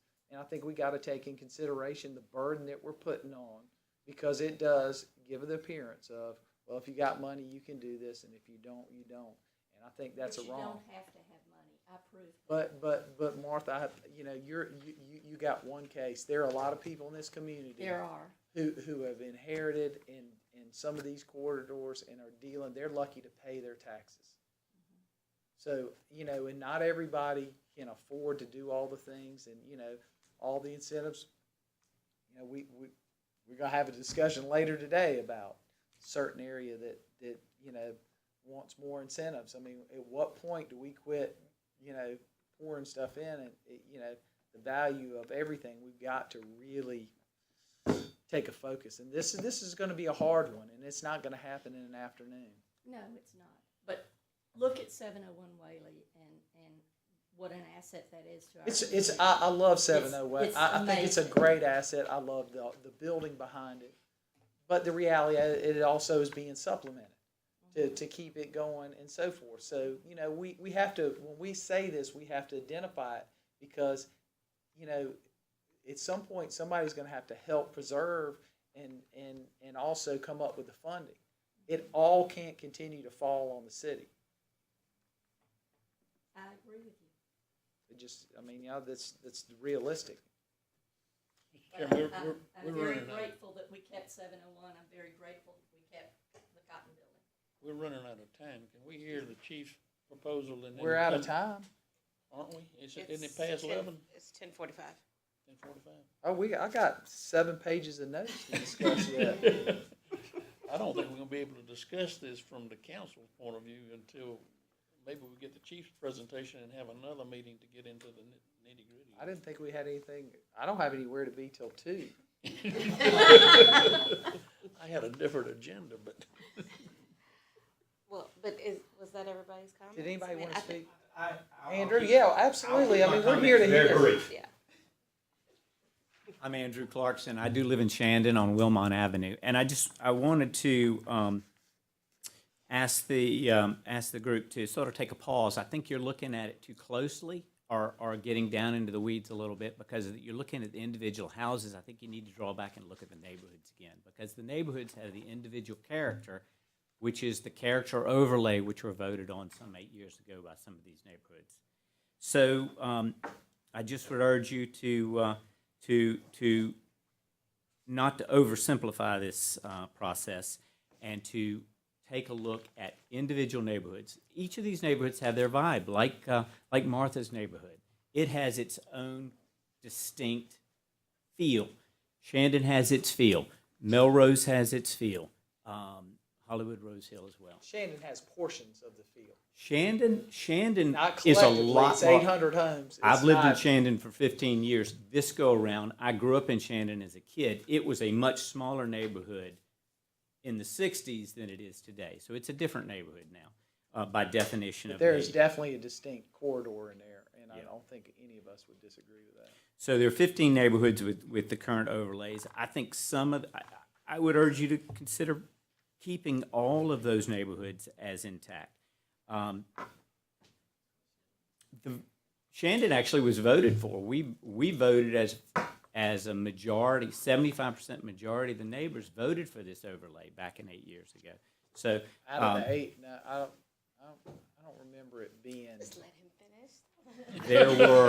there were 300 votes in favor. There were 99 votes against. That's a 75% margin of the people voting for that overlay. No, but I think it was a character protection. It's a little different, and that's one of the challenges we've got to overcome with here, because now with the new changes, it shows it as a review on new, which we're trying to figure out how Right. do we keep the demolition so that y'all can have that same protection. So I think the 50 years is a good number. I don't think it should be prohibitive.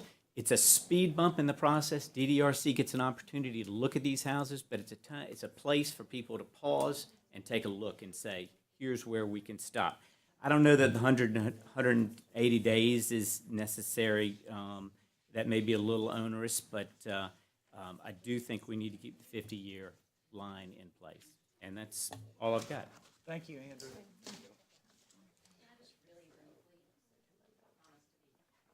You've never been brief ever.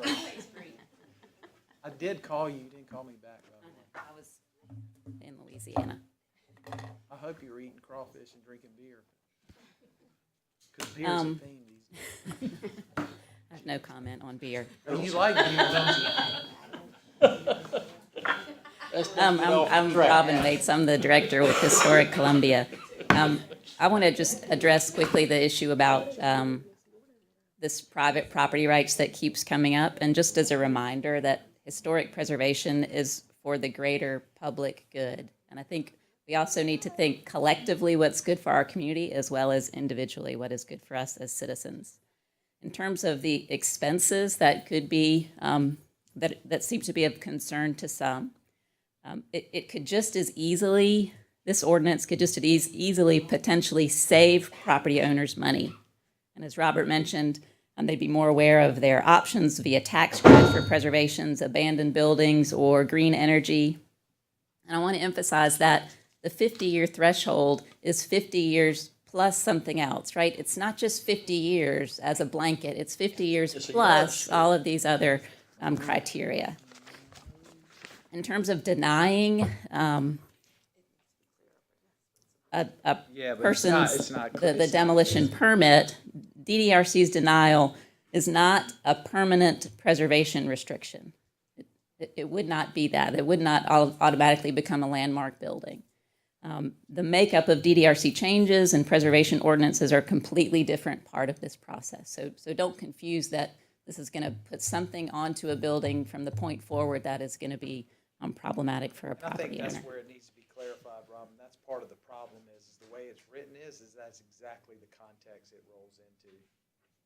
So the other piece is, in terms of getting into a building, right, when somebody is going through this process, so much of the research and survey work that was required to evaluate historic properties can be completed outside of the building.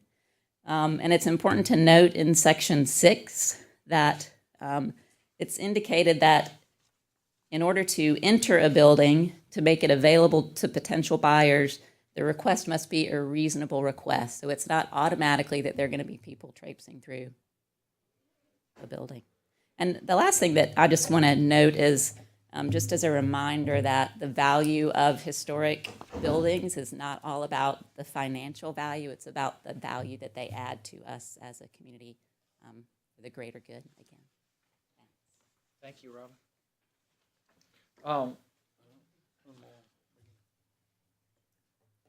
You're still allowing? Yes, ma'am.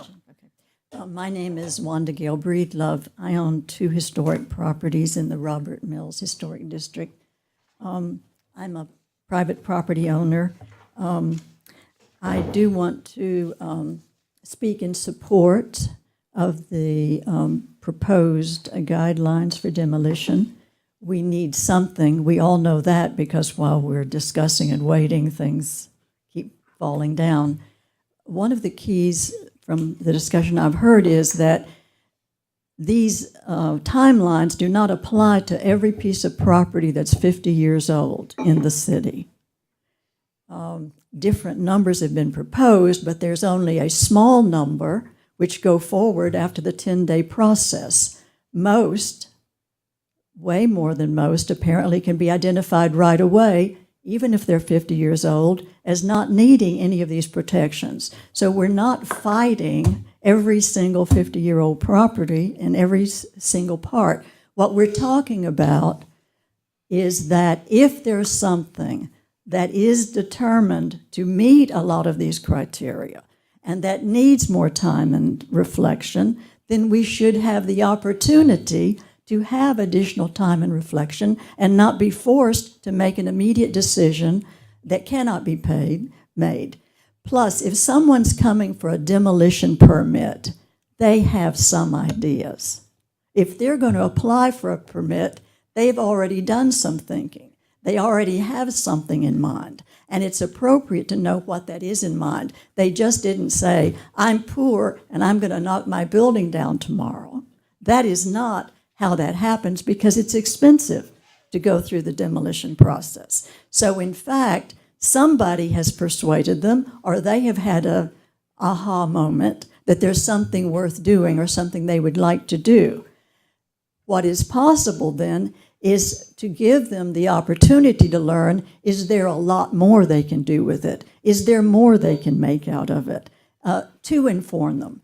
And my experience as a realtor, formerly, as a building contractor, formerly, is that I had to do a lot of study and thought and reflection and pass a lot of tests and information.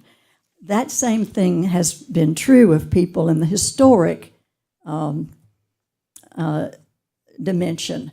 They go through courses at universities, They go through training, they go through procedures to identify all these complexities. And just because somebody doesn't know what they are from a statement, it would be the same thing in real estate or building. There are ways to learn that, and there are people who know it and know how to inform it. I suppose my biggest concern is that we have a gift. I wonder what Columbia would look like today if beginning in 1977, we didn't have so many people working so hard to get these overlays. What would Columbia look like today? What are these fabulous places that we all like? Those places that make it possible for us to have and attract tourism. People don't come to cities to see more Marriott hotels in new buildings. They come to cities, they come to Columbia because we are having these glorious gifts. And it's sort of like if you tear up your Christmas present on Christmas, then you don't have that gift anymore and you don't get it back. It's not the same. And so it bears reflection. I would also like to ask those who bring up these questions, how many of the developers have developed restricted neighborhoods, and why did they develop restricted neighborhoods? And how many of them live in restricted neighborhoods? Because there's a value to it. And what we're only asking for is we have restricted neighborhoods, and we want to keep those restrictions. If anything, we want to help educate, help inform other people so they appreciate what they have.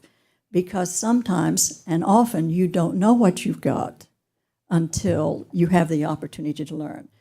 And I certainly fell in that category 30 years ago when I thought I just had junk and I had $500 to my name, period, when I started, because I didn't know what I had. And thanks to the city, thanks to people who knew more, and my willingness to ask questions, I learned a lot. But it's not something you learn overnight. I would support that. Again, in conclusion, I support what's been presented. I think it is very fair to everyone involved because it allows things to go quickly through the process that need to. It allows the reflection needed when there is something that needs to be looked at for a higher and better cost, for better development. And so the other thing that occurred to me in my notes is this. So why can't we not tax all these nonprofits, not tax the university, but aren't there little fees that the city could be getting from what are other cities doing with all of when they've got 70% of what they could be taxed? Not many cities like us, unfortunately. Well, again, we do, because we are what we are, we do have what we've got. Aggressive annexing. Well, and I think that's also a possibility. You want more city property? Let's extend the city limits and let's give these people places to build if that's what they want, if they want to put up new development. I'm just saying there ought to be some additional creative ways to look at these things. And we're looking at all of those as well. But that's not going to solve this issue, so we've got to help deal with this as well. But we hear you, and we're getting there. Thank you. I had wanted to ask you, in one of the more recent meetings, you had mentioned a procedure that could be voted on, which would be something straightforward that could be done at the deeds office or something that doesn't require each property to go through it. What was that? Well, I was making a comment that, like with the way neighborhoods and subdivisions do now, there's restrictive covenants that are filed with the Register of Deeds office. And so when there's a title search done, it puts anybody on notice that there are restrictions associated with that particular property. So I was equating a process that we might need to consider regarding making sure that people were aware of the designations of the particular neighborhood since they were not developed as subdivisions.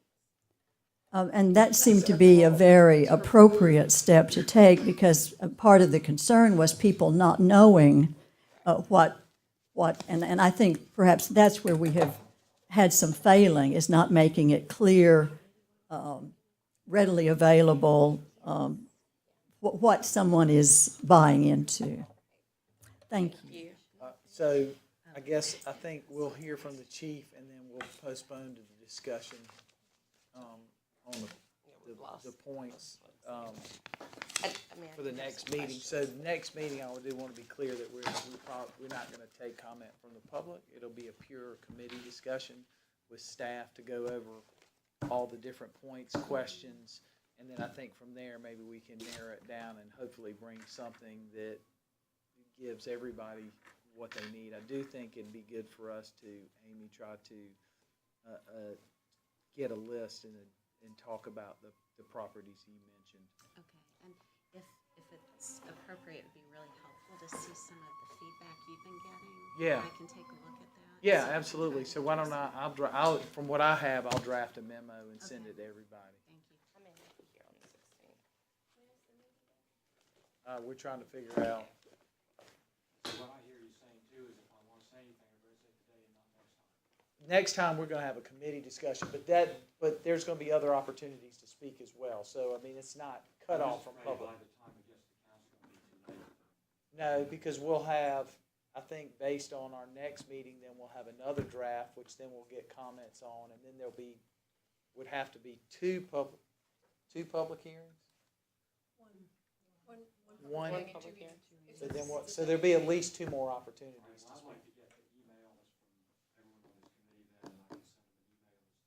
It's on the web. You just pull the web. You can hit it, click right on. First page. First page. Look for the scrolling faces. Chief Holbrook. As long as you're not talking about demolition, I'm just kidding. Thank you, ladies. As a matter of fact, we are.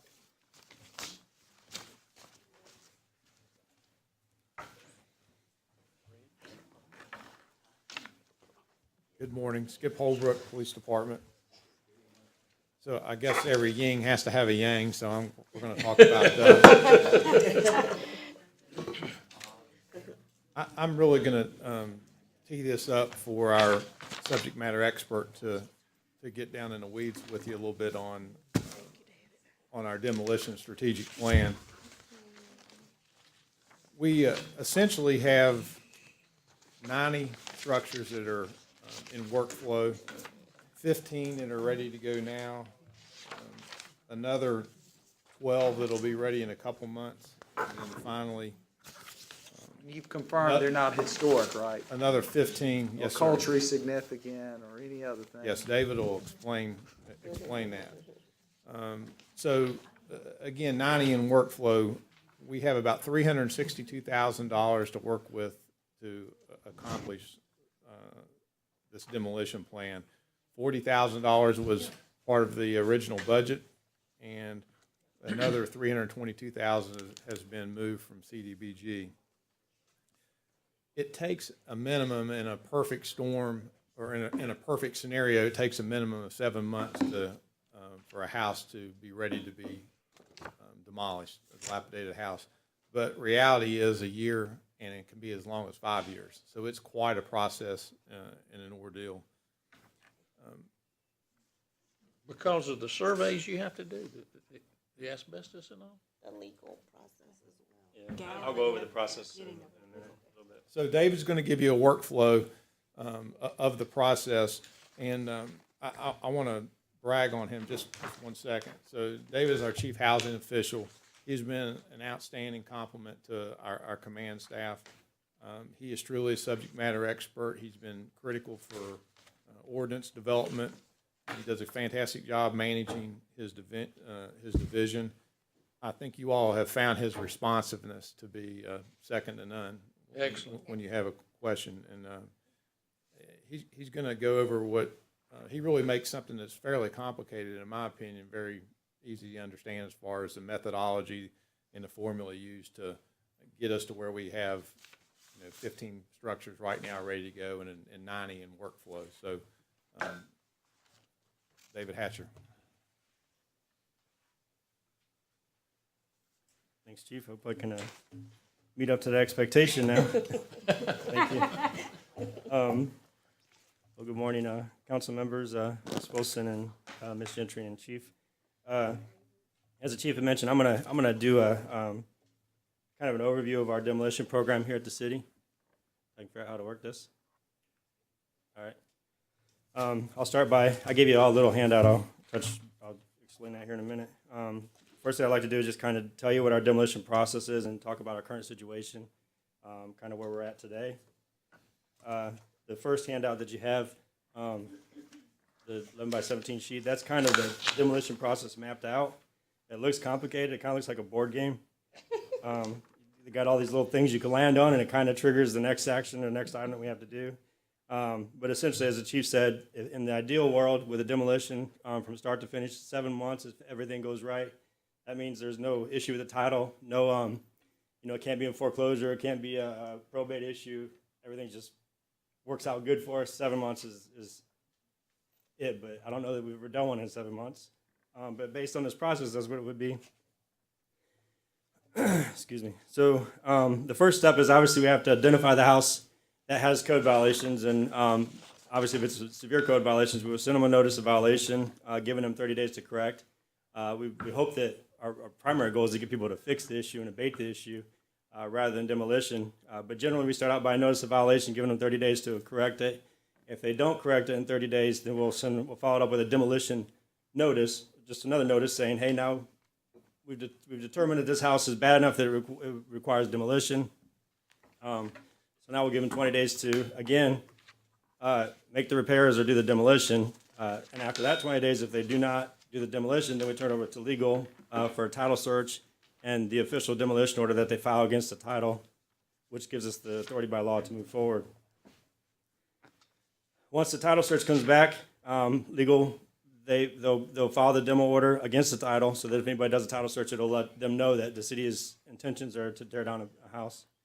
They'll send us the title search with a kind of a memo of who we need to notify on the title so that we'll send a final notification. Again, we give plenty of opportunity for people to take advantage of trying to fix the house or do something on their own before we actually take action. So we'll send a final notice, which is required by law, to all the people on the title search. And once we get all those green cards, we send it certified. So once we get all the green cards back, by law, we wait 60 days from that point before we can move forward with demolition. That gives the owner another opportunity to either come in compliance or to appeal our actions. If we don't get all the green cards back, then we have to publish it in a paper, a local newspaper, for 2 weeks, and then it's 60 days after that publication. So that's kind of where the 7 months comes in. After that 60 days is expired, if nobody's appealed or the owner hasn't taken corrective action, then we can move forward with demolition. What are the green cards now? When you send mail certified, there's a little green card that. Certified mail. Certified mail card. We call them green cards in our office, but I guess it's. That's what I call it. It's when you sign it. It's not the official. You can't say you didn't get it once you sign it. Yeah. But those are very important because, that tells us, and that's our evidence if we go to court that, look, we sent it to them. And, sorry, I should have clarified that. Nothing to do with immigration. Right. Bringing in a bunch of immigrants. Sorry, I should have clarified that better. David, I noticed that, one of the things that we struggle with is the cost of. So I have to find the article, but there was an article one time about a city who faced the same issue. And they worked with the demolition companies to allow them to train future employees on kind of like we used to do with the fire department on a training building or whatever, on a burning building. But they did it this way so people could learn how to operate the backhoes and the different things. Have we approached one of these companies to talk to them? It's a great idea. I'll talk about funding options in a little bit, and we can certainly, that's certainly a good idea. I know the fire department has talked about, I've met with the fire department multiple times, and they would love to burn a building down for practice, but I think there's some state laws that prevent them from doing that, so. It used to be the way we did it in Chiral. But it would be good, it would be a good experience in the middle of the night. So just to try to keep myself brief here. So once we get that 60-day mark, then we're ready to move forward. Obviously, we have to identify the funding source, but as the chief said, we have about 90 structures that are in that process that are in various stages of the process.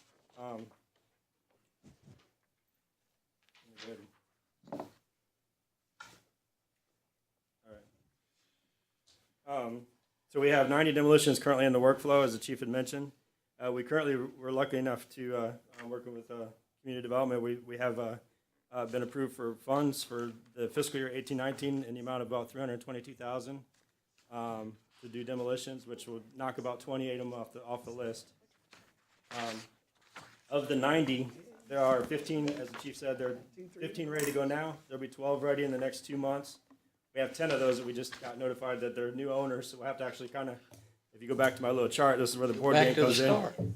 Yeah, you see this, you see the little, you go down to new owner, because it takes you all the way back to the beginning on those ones, but they're still on the list, but we'll just have to re-notify the new owner, and hopefully the new owner will take action, we won't have to do the demolition, but. Is there a way to ensure that it's just not a family member or somebody passing it along because they know the game here? You know, because I know we had that problem years ago where they must have had like 12 families. They kept doing it so we could never get to the point to tear down their houses. Over in North Maine, it might have been on Randolph. I think there's probably is an example of somebody that games the system.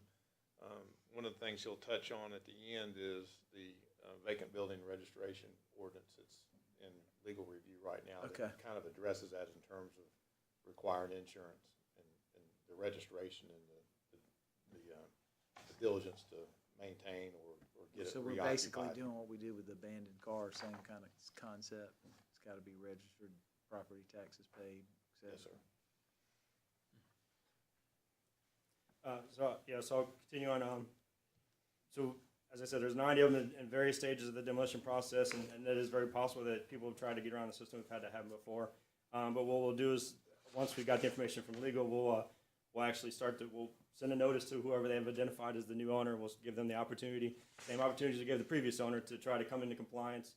We're hopeful that those people that just bought the property have some intentions to do something with it. So we certainly will work with them to the best of our ability to try to get them to rehab it or do whatever they're going to do on it on their own. So I have the cost part, which is always the fun part, the always tricky part. 15 demolitions that we have ready. I'm estimating about $148,000, and that's using with the assumption of using the CDBG grant. Generally, demolitions cost more when we use the grant, which we love having the grant, but unfortunately, with the grant, you got federal requirements, so it actually increases the cost of demolition by 50% almost. Because then now you have to do asbestos surveys on single-family residential houses, which you wouldn't normally do otherwise. And then you have to do asbestos abatement, so that adds on to the price. So these prices I'm giving you are the assumption we're using CDBG funds, and we have to do those federal guidelines. So of the first 15 that are ready now, I'm estimating about $148,000. The 12 that'll be ready in the next 2 months, I'm estimating about $133,000. I think I rounded up on there, so maybe 134. And then of the rest of them on that list of 90, which that list changes every day. I mean, somebody will come in today, pull a permit and rehab a house, and it'll come off a list, or we may get another case we started today that will add to the list, so that list changes often. So I estimate we probably have another, at least another $500,000 to $600,000 to finish off the rest of the ones that are on the list. Got some examples of the houses that are on the list so you can see what we're talking about. Actually, this is a commercial building. It's on Columbia College. That one's one of the ones that's ready to go. That payphone's an antique, that sign's an antique. We need to put those on eBay. Historic. We might not be able to tear that one down. Or we can get it down.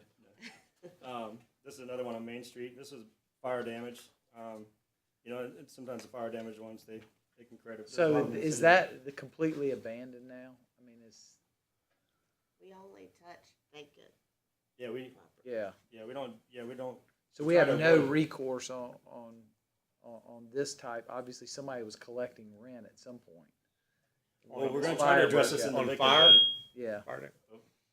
Yeah, we'll try to address some of these issues in the vacant building ordinance that the chief had mentioned briefly. Okay. But these are just some of what we're dealing with. Who owns the property when you get through with the demolition? All the properties still belong to the property owner. Still owns it.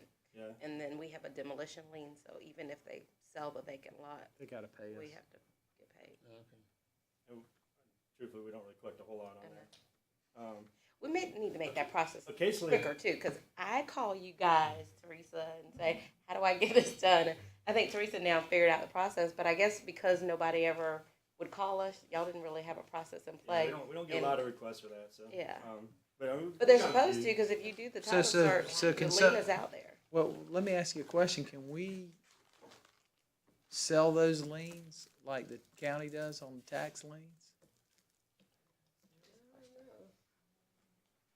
I mean, you can, well, it's a lien, under the law, the lien is good, for 10 years.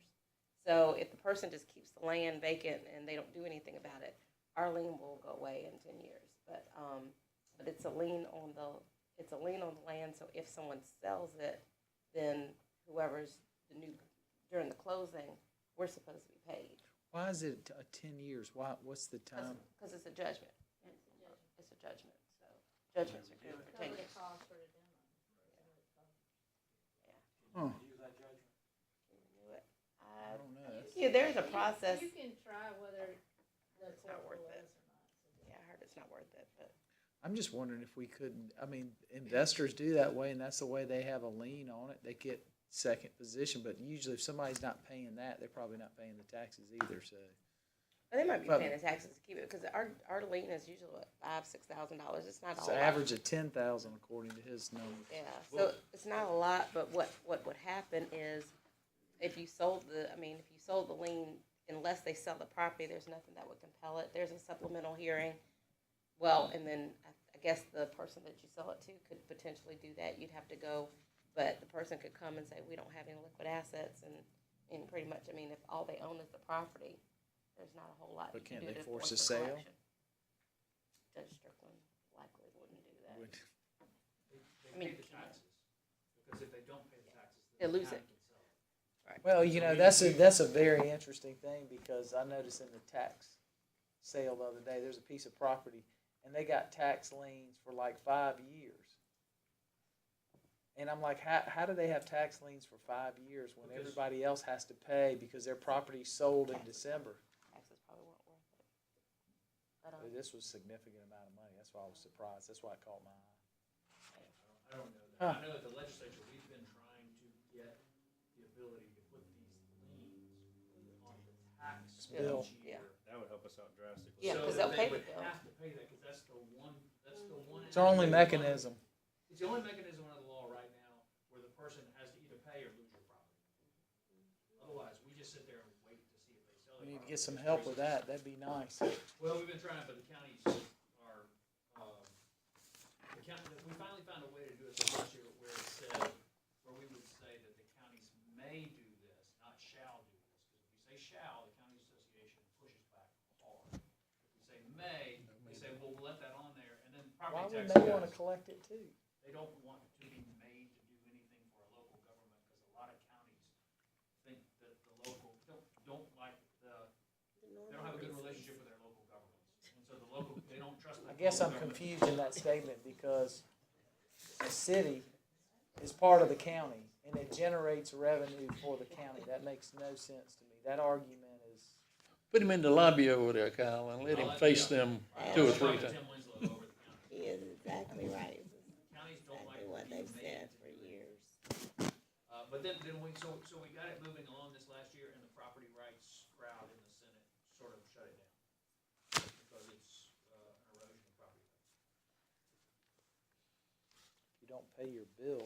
That'd be like saying a mechanic's lien is invasion of property rights. What I can tell you is that there's a lot of people in the legislature that don't trust local government's decisions.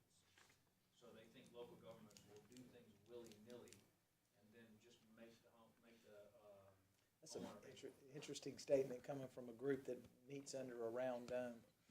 But anyway. All right, there's another house on the list. So we'll talk a little bit about funding sources that, just kind of briefly, and obviously we're open to other ideas as well. One that the chief kind of mentioned a while back, he had experience with where in his previous jurisdiction, where they were able to get the National Guard come in and do a bunch of demolitions. They had a mass amount of demolitions. They did a bunch of demolitions, which reduced the cost because they tore it down, and then the city just had to haul it away. So So they basically, it's the labor, and they do the labor for free as part of their training or something, and then. Very similar to what Mr. Rickman was mentioning with the training. They have to have so many training hours for especially their engineering battalions. I like that. And it started under the Weed and Seed program, and it typically has to be centered around areas that you have slum and blight associated with high crime and drug activity, which we can make that nexus fairly easily with some of these identified properties. Maybe we can create a course at USC in the engineering department that they could get some hour credits for coming in and doing demo. Structural forensics. I got full ideas. Got all kinds of good ideas. In I'm telling you.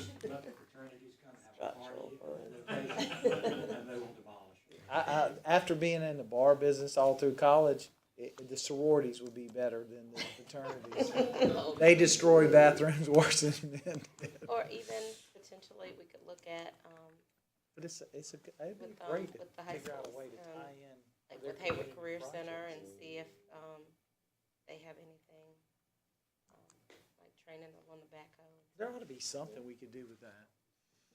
Yeah, we're always open to ideas, but the ones that the Chief and I have already talked about, we're going to continue to apply for the CDBG grants every year. I think that's a good resource to us. We may need to look at increasing our general fund budget. Right now, I think we budget about $40,000 a year. We may, if we want to stay on track and don't get behind like we kind of are now with these, maybe budget $100,000 a year, whatever that may be. In the general fund, if we don't get the CDBG or have other funding opportunities. Also have an emphasis on, collection of liens. If we can find a way to collect those liens quicker, that money could probably go back into replenish the demolition account, obviously. And then the last thing on there was the vacant building ordinance that I'll briefly talk to you all about. It's not ready to present today, but I'll just give you kind of a heads up that it's coming. But there are some proposed fees in there that could possibly be designated towards demolition or other abatement activities for vacant and abandoned buildings that we have in the city. Which leads to kind of the last part. Obviously, the part of the idea of code enforcement being merged with the police department is, the blight leads to crime, so if we can reduce blight, we can reduce crime. So we take that very seriously in code enforcement. We're trying to eliminate as much blight as we can, obviously. I've been able to pull some of the crime data and kind of compare it to our code enforcement data. The blue points you see on there are all abandoned houses, boarded structures, so you can kind of see where the darker areas are where it relates to crime. That kind of emphasizes that the blight leads to crime theory. Looks like the same dots. Well, yeah, the dots are going to be the same, but the darker areas are going to be different based on whatever the crime is above. That's just kind of an example. So currently on the boarded structures, we have about 250 in the city that are boarded. The city, we boarded about half of those, at least half of those. And many of those are on the demo list, or they will be on the demo list at some point. So they're just kind of in that process. I propose that I don't know if y'all are familiar with this, a couple years ago we had a CDBG grant where we reboarded the houses they had plywood. We took the plywood off and we put this polycarbonate material on it, which is kind of a clear boarding material. So from the street, it didn't appear to be boarded. That was really successful. I think we had about 80 grand that we got through the grant, and we boarded several houses, and it makes a big difference. I'll show you some of them here. This is an example of a house that was boarded prior to the grant. And this is boarded with that polycarbonate material. So it's still a boarded house. The polycarbonate's actually more secure. It's harder to remove than plywood. So looks better. So it looks better, and and you can see in it. You can see in it, which I just got a text. Somebody's obviously watching on live, and their question was is how do we deal with the abandoned houses that, and I guess I have a feeling I know who this is, but so out on Leesburg Road, DOT has bought houses for, I guess, future right-of-way expansion. Nobody's living in them, but homeless are in and out. How are we forcing the question was how are we forcing other agencies to, if they're taking a condemnation or whatever, but then don't do anything for a long period of time because they're waiting on money, are we able to require them to take that down? We're probably limited. It might be more of a legal question, but we're probably limited on what we can force other agencies to do. But I do know that we can do abatement activities probably without their approval. So if there's a house that's unsecure and we send them notice, I would imagine we could still go and secure it for them. I don't know how the liens work and if we'd ever be able to recover any of those liens, but I would certainly suspect we could still take action. We just can't force them necessarily to take the action. And I'm not familiar with the ones on Leesburg. I'll have to look into that. In that example, Mr. I think Richmond, you were looking into it, weren't you? The Leesburg Road? Okay. Yeah. But I mean, I think that's where it was coming from, but it was an interesting question. How do we deal with other agencies that? We have that problem all over. Like, for instance, the railroad, I mean, the overgrowth along the railroad right-of-ways, we can't really force them to do anything with that. Can't get there, you can't do anything with the railroad. Yeah, so we're kind of tied on. Maybe worth a situations call to like that. DOT to just see if they'll, you know, maybe they would do something like this, or at least the board. Because what's happening is the homeless are, because you can't see in, so they're having homeless issues and encampments ended up happening, but as soon as the weather changes, they'll use available materials for heat sources, and that's how you have fires in a lot of your vacant structures that are well, the other thing that's happening, which is interesting, is that people are sending Amazon packages or so-called Amazon packages with drugs in it, these addresses, use them as drop points. There's a vacant house in a neighborhood around from us, and there were packages there all the time, and somebody bought the house. They opened up this package, and it was sheets and weed. Valuable package. Very creative. One of the things, David, I was going to go ahead and let council know, or Missy can, we were very proud of this effort, but HUD has now determined that it's not eligible. Right. And he had applied again to do another round of it, but they've said we can't do it. We were trying to spend $200,000 on the board out materials, and Gloria and Dolly worked extensively with HUD to convince them that this is a removal of blight, but they have denied that. So that money's been shifted to demolitions for code enforcement. So we still got the money. We've got the money, we just can't we can't use this And we will better fight material. that, because he did it before. If you recall, there was another project where we'd done it before, and then they came back now and said you can't do it again, and they made us pay that back from before, but we're praying they don't do that this time. But yeah, it's unfortunate, but it's at least still going towards demolitions. So currently, there's no funding to do this, but the only negative aspect of this is it is more expensive. You know, you can get a sheet of plywood for $20, but this is $100 a sheet. So, but it can be reused. So I mean, if we catch the house before it gets demolished, we can always pull it off and reuse it again. But it is expensive stuff. And David, where do you get that? Is that still like from Home Depot, Lowe's kind of thing? No, it's not yet. They're special vendors. There's one particular we used, SecureView, when we did the grant, because they're a sole source. They have a mechanism that they use to kind of they make it. It's got some bars that go across on the inside. It's patented. So if a firefighter fell through the roof and he's inside the house during a fire and he's got these on the exterior, it's supposed to allow them to be able to push them out and be able to get out of the house easier than plywood. So, but there's other vendors that have it. We would certainly explore that. One of the things I'm proposing is to revise our board of building ordinance to kind of require this, so that maybe we can try to get it over time, maybe get it kind of in the system. But because right now our boarding ordinance requires you can only board a structure for 90 days. The problem with that is we have some areas where you can't take the boards off in 90 days because you don't have criminal activity, and so you kind of you're in this catch-22 where we don't really force them to take the boards off because we don't really want stuff going on there. So we're kind of in a bind. In the ordinance, I would propose that we still maintain the 90-day boarding with plywood, but if anybody wants to board it for an extended period of time, they would use this material. So that would give the opportunity for people to extend their time if they want to board it for a year or whatever, but they have to use this material so that it won't be as a big impact on the neighborhood. And that would work in conjunction with the vacant building ordinance that we're also proposing.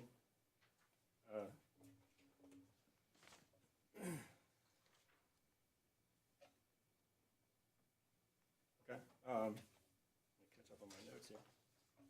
The vacant building ordinance, essentially, it's going to be just kind of like the rental ordinance that we recently passed. It'll have a registration process where everybody who has a vacant building is required to register through the city. There can be a fee. I guess it would be up to council if there's a fee or not associated with that, but my proposal would be the fee, and it'd be money kind of self-generating back into the program for either demolitions or other abatement activities with these vacant buildings. The ordinance will require a vacant building plan, so that whenever somebody registers their building, it's not open-ended. It kind of, they have to tell us what their plan is with the building. Maybe they have a plan to redevelop it in 2 years or 3 years, whatever the case may be. But at least we have something in writing that we can kind of hold them to, and we can kind of work with them through the process. Like the rental ordinance, we want to have a designated local agent. So somebody who's in New York that owns a vacant building, we want to be able to have somebody locally we can go deal with if we have a continued issue with it. We want to require annual inspections by code enforcement. Obviously, the longer buildings sit, the more issues that come up with them, so we want to make sure we're checking them every year to keep them in compliance and safe. We want to require people to have insurance on all their vacant buildings. That'll address some of those issues like that one I showed you on North Main. If it burns down, hopefully they have the insurance, and we can have some kind of requirements where they put that money back into the building and either demo it or do whatever they need to do with removing that issue. How long would it be, how long would it have to be vacant before it would be required to register? What if you're in the transition? Yeah, in the ordinance, I think I have exceptions, and I want to say I proposed 60 or 90 days. I can't remember what I exactly proposed, but that's all negotiable, and that's all up to you all to decide. Obviously, but we'll give a proposal what we think, and then you all can. What about building like Stone Manufacturing that's been vacant for 20 years? Yeah, well, one of the things that because before we wrote the ordinance, I did a lot of research on what everybody else is doing. A lot of people do. They have a fee. Almost everybody had a fee associated with the registration. Some of them a lot more harsh than others. Some of them had higher fees, and the fees actually increased the longer the building was vacant. So if you had a building that was just vacant for a year, 60 days, some of those were exempt maybe from the fee. But if it sat there for 5, 10 years, then your fee went up sometimes astronomically, because that's the intent is we want to discourage people from buying these buildings and just sitting on them. Yeah.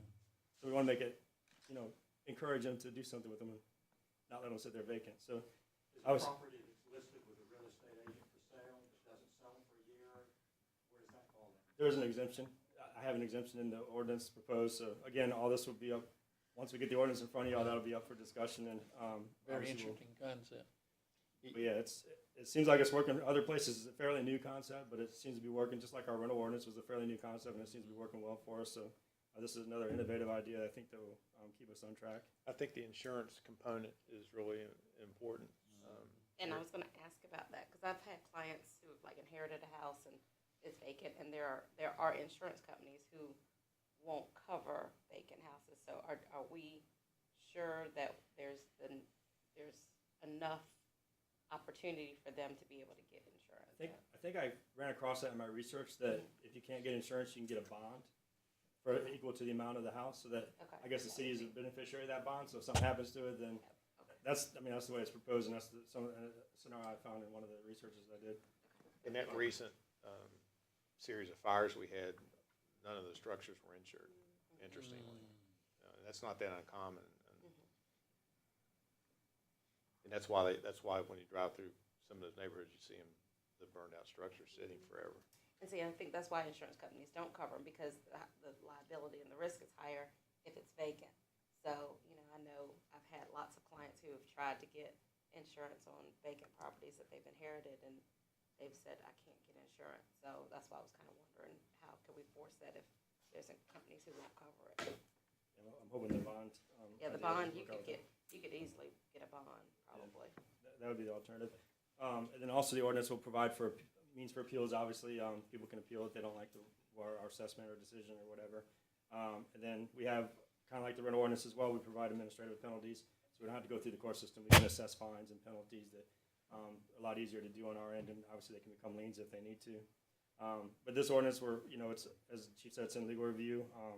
I think they're about done with it. We have some meetings and discuss it further before we bring it to you all. But it is an innovative ordinance. It's not something everybody's doing, but there's several people that are doing it. I'll provide examples when I come back to you all to show you what other people are doing and why I feel that this is a good way for us to go forward. But we just wanted to kind of introduce this to you as one way that we hope to eventually address these houses that we need to tear down and some of the other vacant buildings in the city. Good job. Very good. Thank you.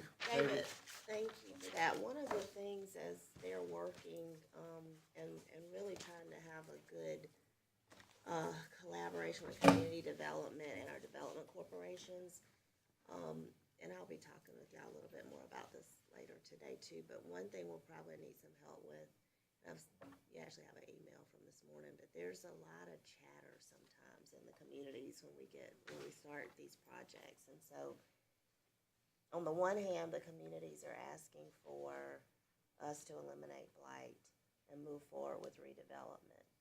So it's a process, and this is a big part of the process. The development corporations are now coming in, particularly CHDC with one of our communities, using a realtor, using the executive director to talk with individuals. It's a tedious process to find these landowners sometimes who are no longer there. Same process David and those have to go through.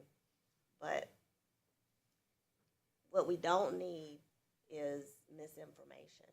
And so I think it's incumbent upon us to explain the processes, explain what we're trying to do. But even when we do that, I'm finding that there are individuals in the community who are still putting out misinformation. And so I just want you all to be aware of that, because the intent is certainly not to not get these properties if we are able to get them and then rebuild. That's the goal, and to rebuild something that is nice and appropriate for the communities. It feeds right back. The reason we have this on here, it feeds right back in the affordable housing discussion. But you can't have scare tactics going on out there that people are not being offered fair market value, that there's gentrification and all of these other topics that are being spewed. And it's really becoming very problematic. I mean, we've spent a lot of time in some of the communities, late night evenings. The staff is doing a good job. And I'm just not going to not respond to that appropriately. So it's just letting y'all know. Yeah, and I've seen some of the posts and heard some of the discussion. I think having our committee meetings, and I like that this is live. Hopefully, people can see the discussions of ultimately what we're trying to do is bring up communities. But I know a recent conversations I think I've seen, and I haven't had an opportunity to talk to some of the folks associated with it, and I will. But the reality is, if you have a house that's been vacant, and even if the tax assessed value is $20,000, the market value is not $20,000, and so the city, certainly this is taxpayer dollars. I think people think, oh, okay, the city's buying property, the city needs to pay top dollar, and that's not first of all, we can't pay more than what something's worth, but second of all, that's just not smart. But the fact that we buy it at a certain price doesn't depress the values in the community.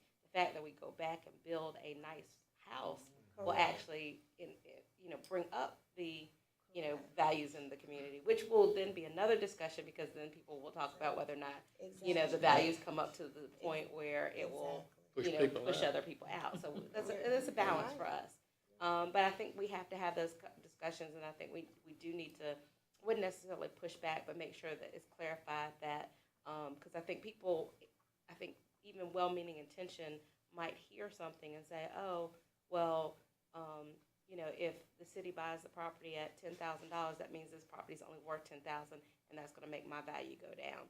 And they don't understand. No, the big picture means if the city goes back and puts a house that's worth $60,000 or $70,000, probably actually we can't build a house for 60 or 70. It's more than that. Garage. It's actually going to bring up the value of the community, and so I think that extension of the big plan needs to be put out there so that people understand that. But I've seen the conversation, and I think that one piece is being put out there that is depressing the value of the community, and it's not. It's actually going to increase the value of the community. Yes, ma'am. And I'm all for well-meaning, well-intentioned questions that are genuine. Some of them are not, and they're misguided, and they're being intentionally put out there to mislead. And I'm not. I guess I'm at the point now, particularly because I know in these particular examples I'm talking about, we have made a very strong effort to explain already, and then to immediately come back and attempt to misguide the discussion is unfortunate. So I was just letting y'all know that I'm going to try to address it appropriately, but that is going on. Can I ask another question? Yes. I guess it's just a good example of how you get involved in government, even if there an intersection, a complication where the homes and the buildings from the previous discussion, which are historic, but maybe abandoned or boarded up, get involved in this process? We generally, before we send out, we work closely with planning. So we actually will often check with them before we send out that demo order, because that kind of confuses people if we send out. It has happened before. Unfortunately, we'll send them a demo order and then they find out, well, we can't actually tear it down because it's protected. So we're really careful now about working with planning to make sure we don't send somebody a demo order that potentially is protected. So we do work with them on that. So there are structures that you can't. There are structures that we would like to tear down, but we can't tear down because of the. And they don't have to fix them either. Yeah, it's not a good situation. No, there are some work on.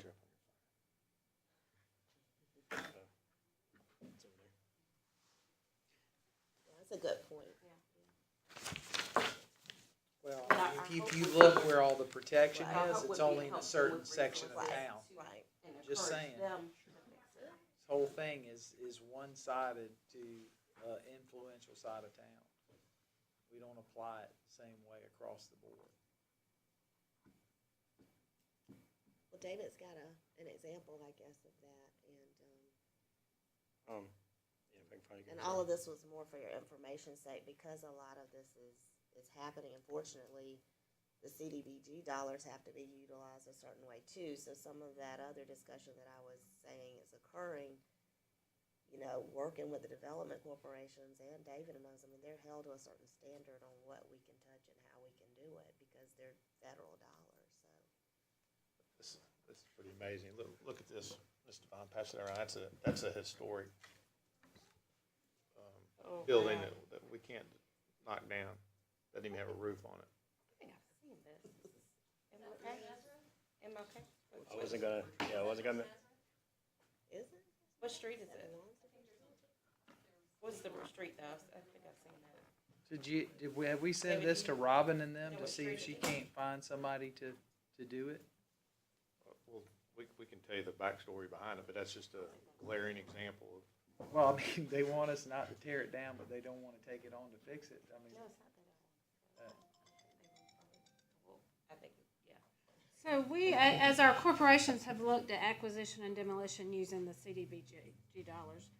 And we've also looked at demolitions from code enforcement. We've on a high level talked about, is there a way that some of these properties code enforcement is trying to address become city properties that we can then spend CDBG dollars to rebuild? We don't know the answer to that legally, but we're gonna try to explore that in the coming year.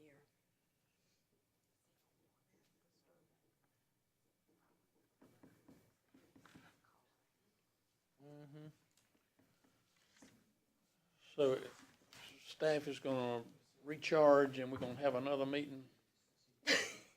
Two more. We come fully charged on That's Tuesday right. council days. they won't be here Wednesday or They need to Thursday. charge They're here today. Okay. I move we adjourn. I do. Well, before we leave, Tamika has a conflict on the 16th, correct? No, it's not the 16th. 18th. No, 16th. 16th is 2 weeks from today. Good job. Thank y'all both. Yeah, and so I was actually trying to figure out the Tuesdays and unfortunately Tuesdays in October are good for me.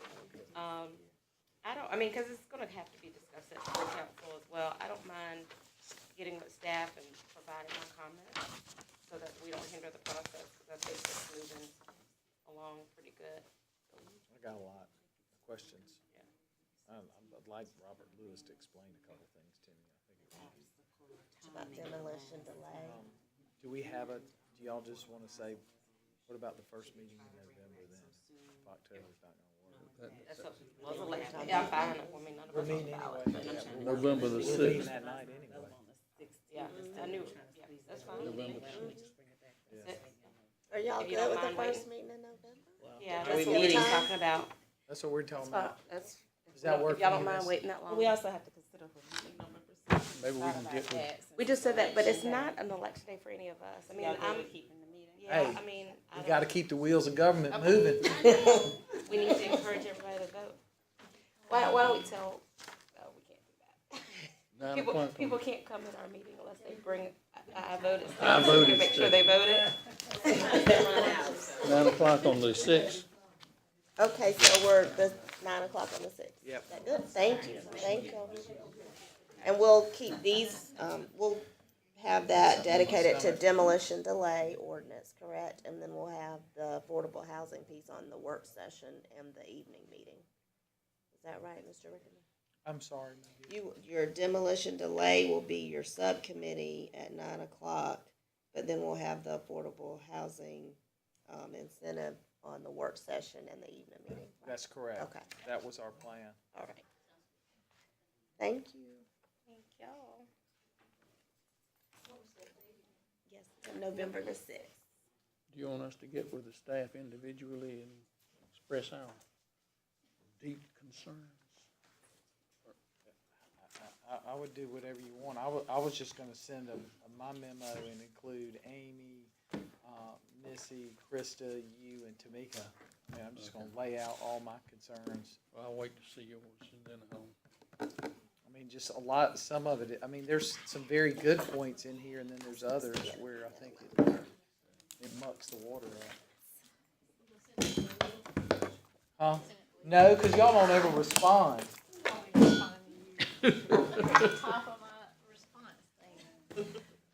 Everybody good? She waits till after 6 and try to catch me off guard or something. Well, that's a good thing we adjourned.